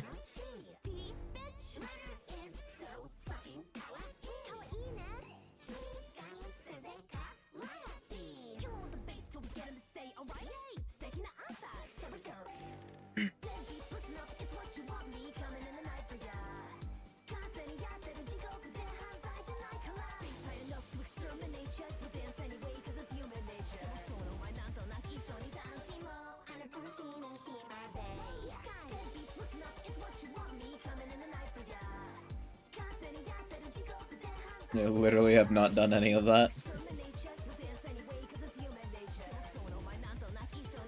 It's funny because I've still not finished fucking final shape on this character either.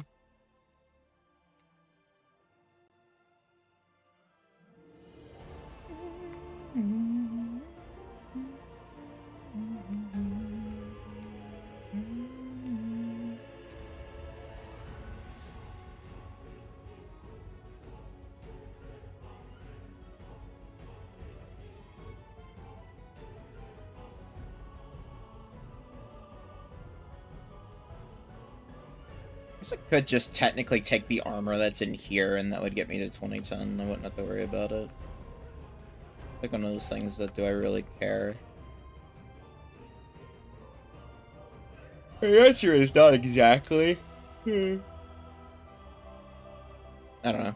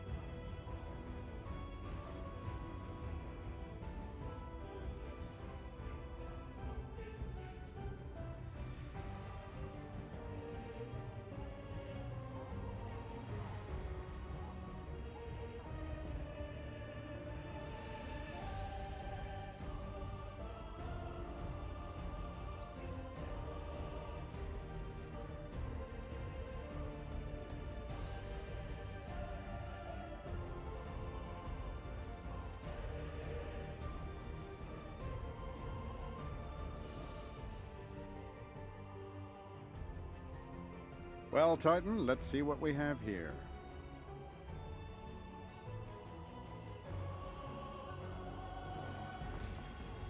Damn.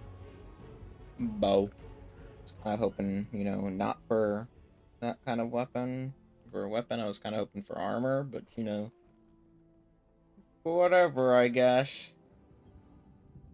I am at your service.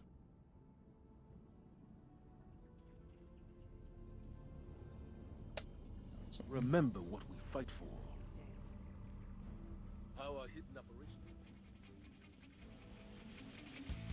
You're alive, Guardian. Fight like it.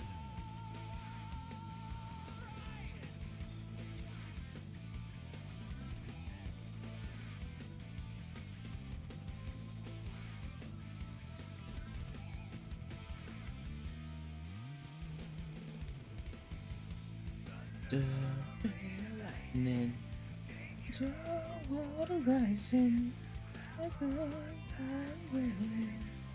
such a bad sign. Tunnels, no creature in here. Run for shelter. Use the walls. Take all the rules and make all the. Careful out there. Emergency Guardian. Sorry.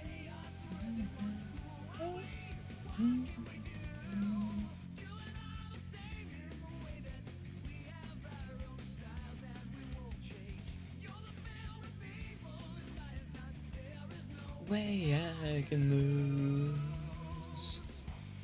No, done much longer. Never let go. I know it's a one-way Hey, look alive, hotshot.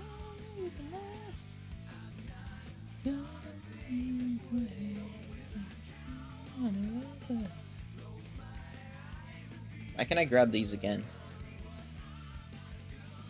Open your eyes, it's gonna be alright.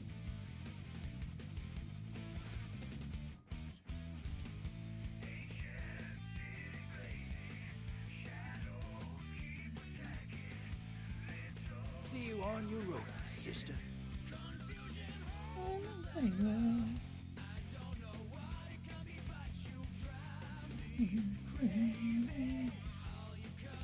Tricks make me sick. Looks like we made it through after all. Don't go thinking I'm surprised. You know I always bet on you. I guess I'll now be able to. That's actually kind of funny that years later I'll actually be able to gold border this because I can just buy the armor. Chosen one. That's Slay any hive gods lately. That's actually kind of funny. Except this is all the elect stuff. This isn't the notorious stuff, so maybe I won't actually.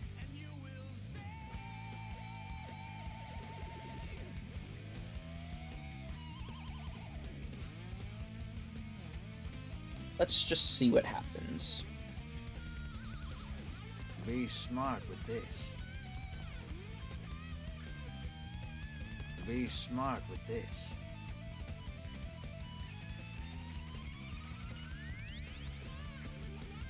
Nope, nothing changed in here. It's all notorious stuff.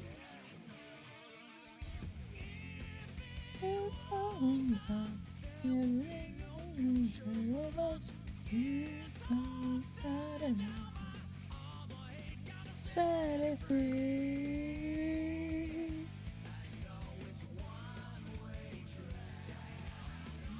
So let's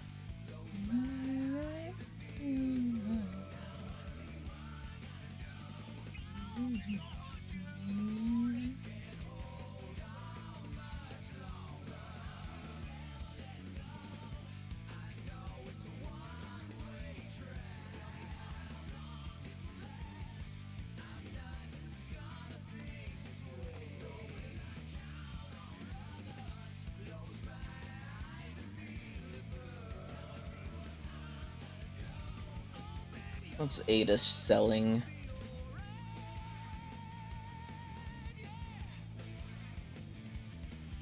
Proceed. Genotype null, Echoes of Io, Warcult Scheme. I'm here next time you need me.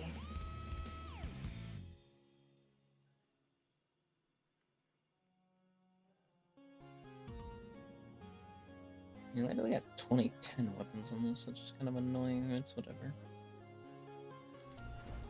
It's not what I wanted.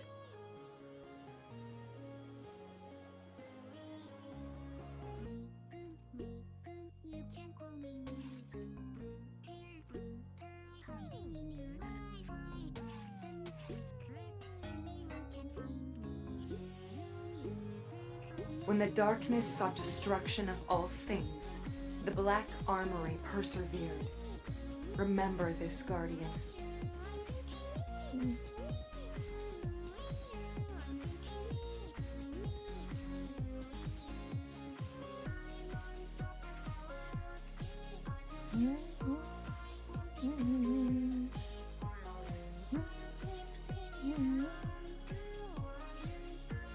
I am continuously fascinated by the choices you Guardians make when molding your synthweave.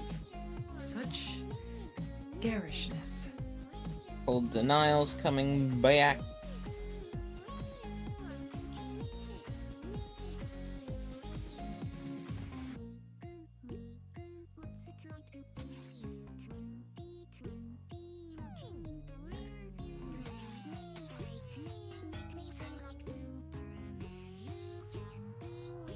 Why should I fear stasis? I've seen the light used by warlords and guardians alike, for evil and good. A new tool doesn't change the wielder.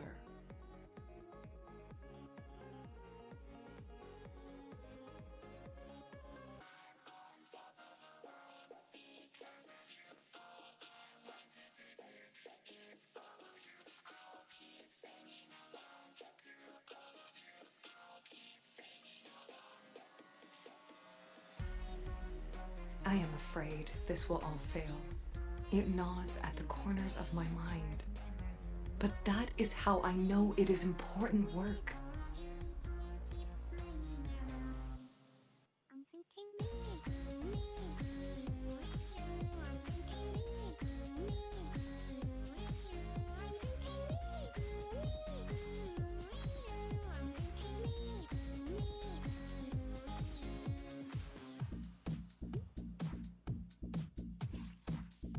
The loom has quite a different aesthetic from the old armory tech, doesn't it? It's growing on me. It may be growing on you, but I miss the Black Armory thing.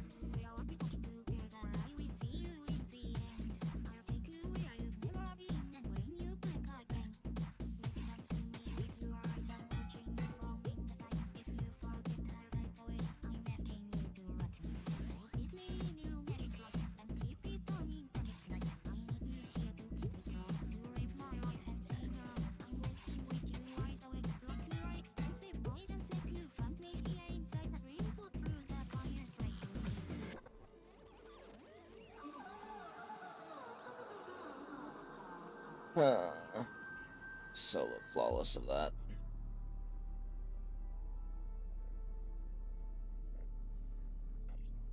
No idea how that's gonna go. Fabricate parts to remake Volander. No, that's not the way. We need new solutions.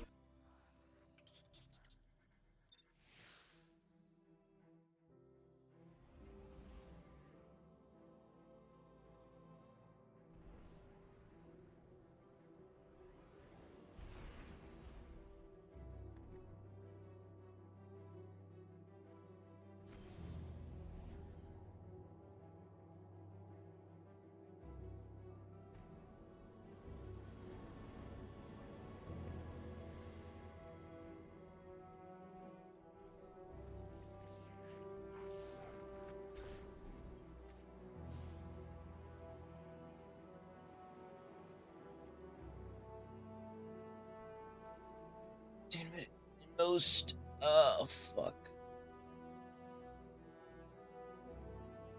Honestly, give me the attunement of Star Eaters.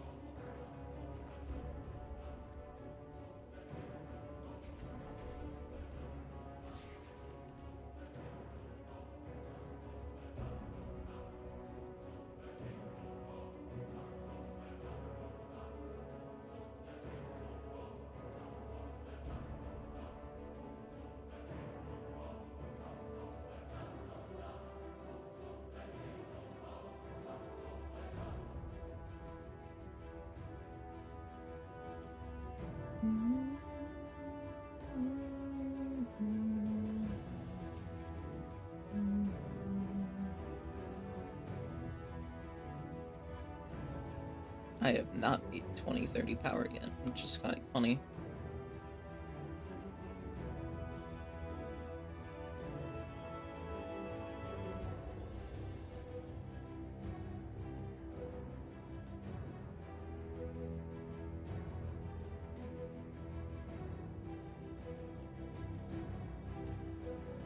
Titan still needs to do all this shit.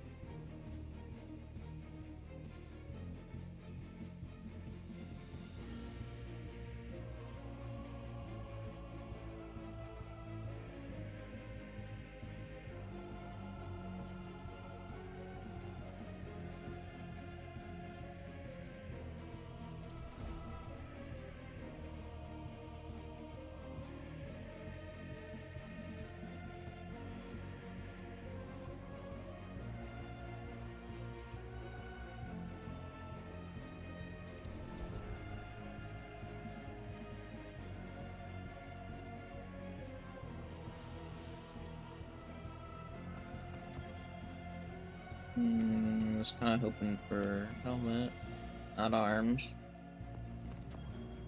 Don't need chest plate. Don't need arms. Really heavy.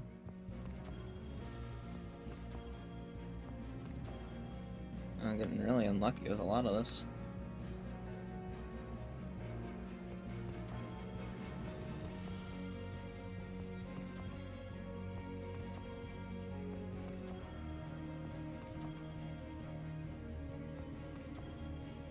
Really likes arms. It really likes arms.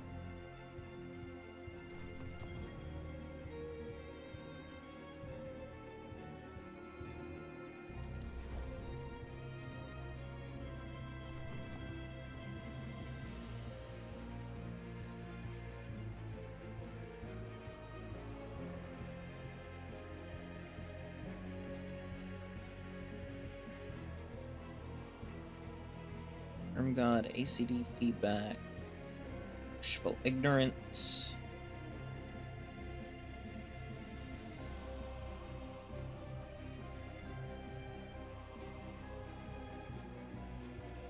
Worm gods.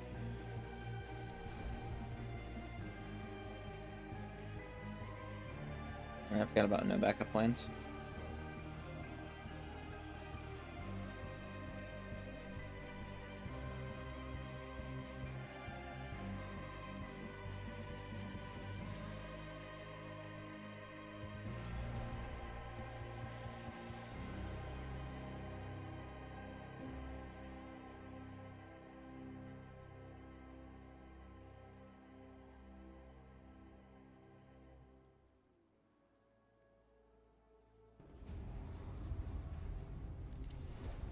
Fitting your traveler would send you to face me once more.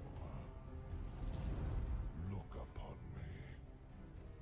Dominus of the Red Legion, Annihilator of Suns, Raiser of 1,000 Worlds, Slayer of Gods and Conqueror of the Light. Oh. Go! I have become a legend.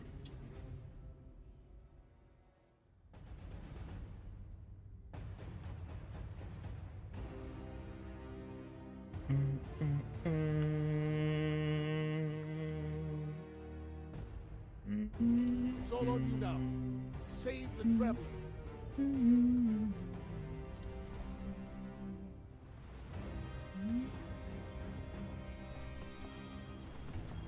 You won't escape me again. You won't escape me again. I already did.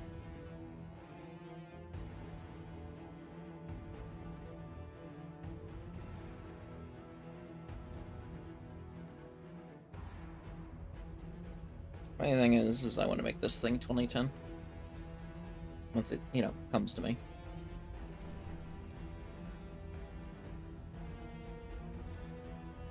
Where is it?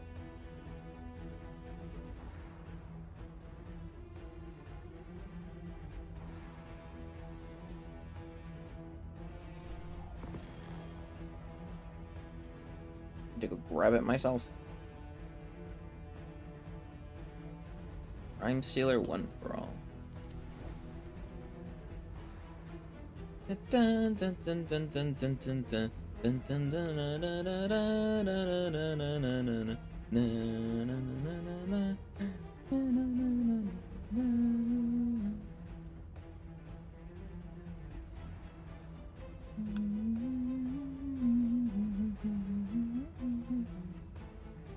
Nutrition Orbs Bait and Switch, Reverberation Frenzy, Lone Wolf Quick Draw, Cascade Perpetual, Bipod Sly Shot. Honestly, this one wouldn't be too terrible.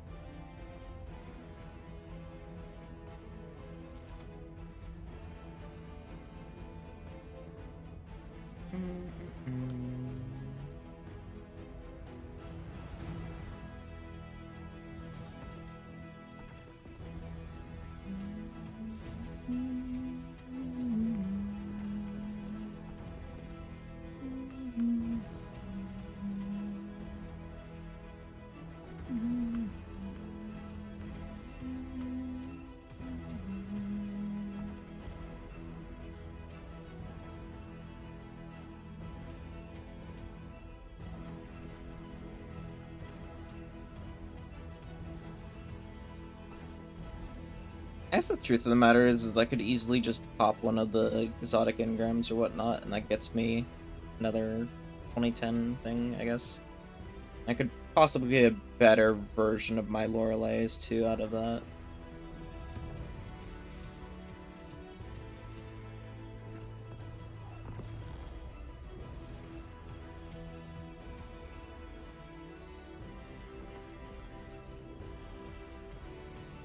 Let's go see.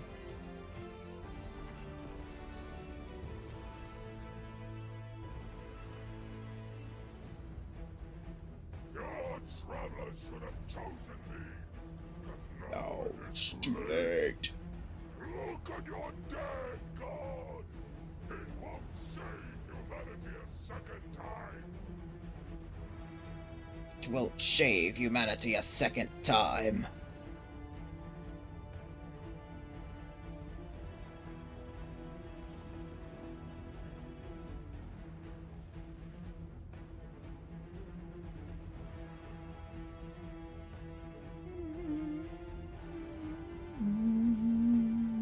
Perhaps a barter is warranted.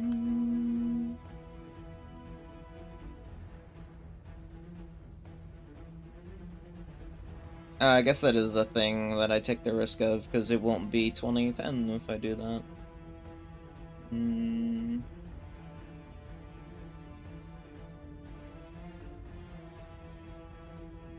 I'd have to just decrypt. I would just have to hard decrypt as is and hope that it would be Loreleis. Otherwise, it just, I think it comes out Some of as these just files 2000. are rolled in the city itself, but that can't be. A transaction to make, Guardian? I also just need golf balls.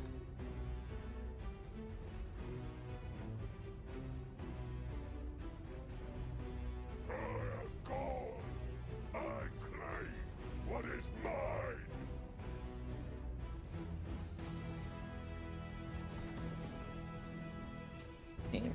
Item first discovered after Cade 6's final mission.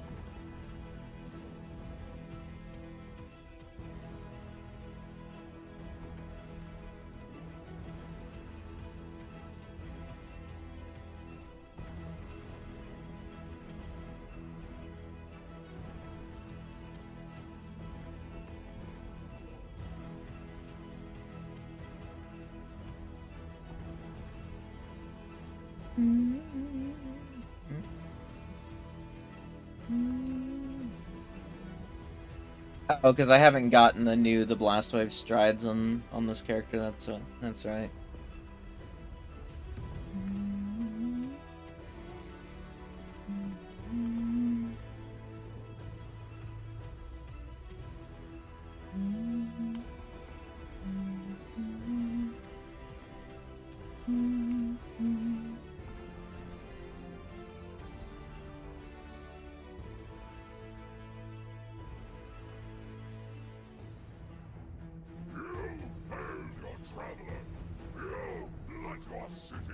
Loreleys!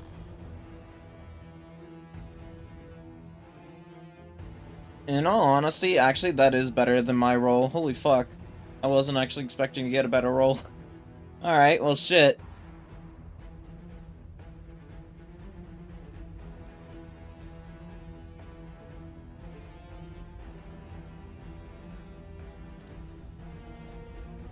We did the impossible that I got a better roll of my Loreleys.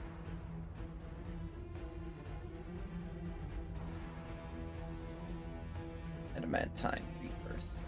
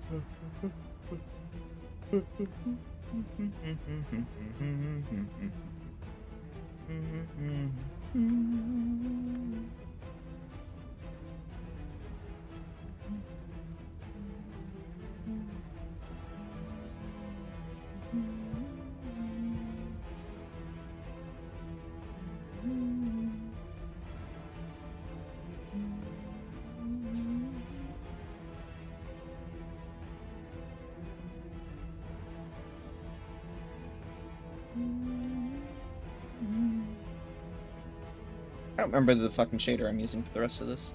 Oh, Coronal Bloom. That's right.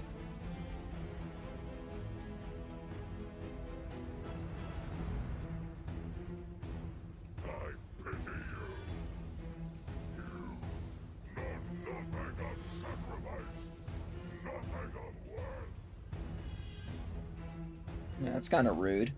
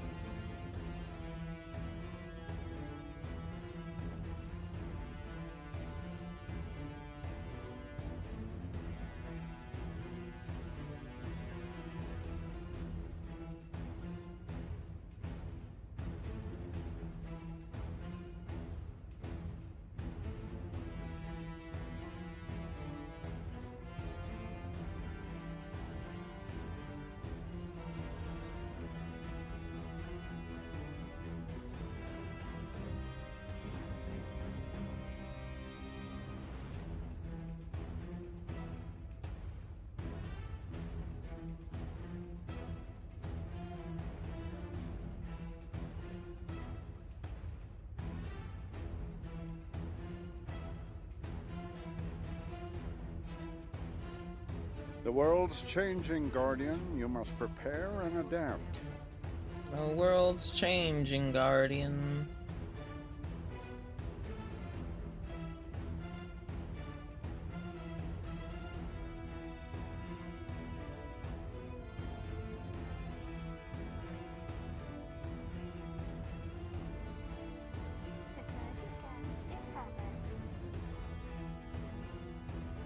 Zavala's hair again. Are you ready?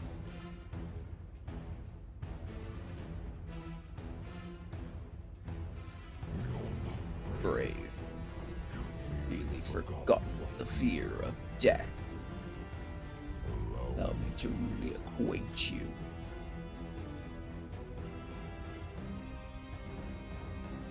Eyes up, Guardian.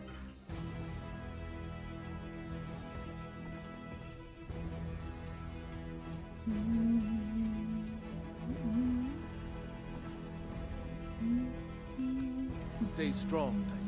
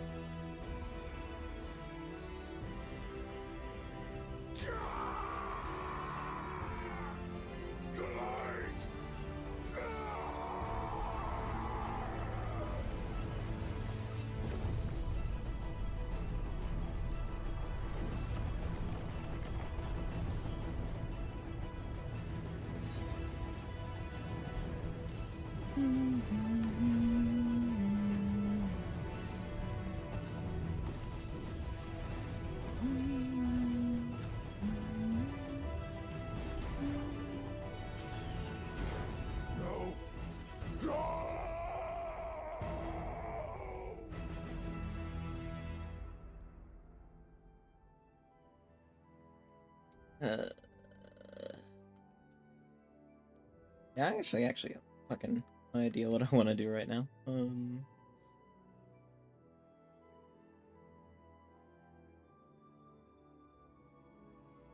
You have some stuff I have to do. I have to do IRL though, so I should probably go ahead and end stream it for today. Because I do have some errands I need to do. Probably should get that done before it gets dark or whatnot. But we've been going for about almost 4 hours, so it's not bad. Not bad at all. So yeah, I think we'll go ahead and end here for the night. Or evening, I guess. So thank you all for watching. I hope you all had an enjoyable time watching, of course, not only the reaction to the live stream, but also the, what's it called? The tomb that we played a round of. Did pretty decently there. But of course, if you do want to keep up with everything that I do, you can always join my Discord or follow me on Twitter. Very active on both of those platforms. But other than that, I hope you all have a wonderful rest of your night, day, evening, morning, afternoon, wherever you are in the world. Stay safe, stay healthy, stay hydrated, and whoever you decide to head off to today, I hope you show that person all the love, support, and positivity that you have shown here. And I'll hopefully catch you all again next time. Have a wonderful rest of your night, guys, and I'll catch you all later.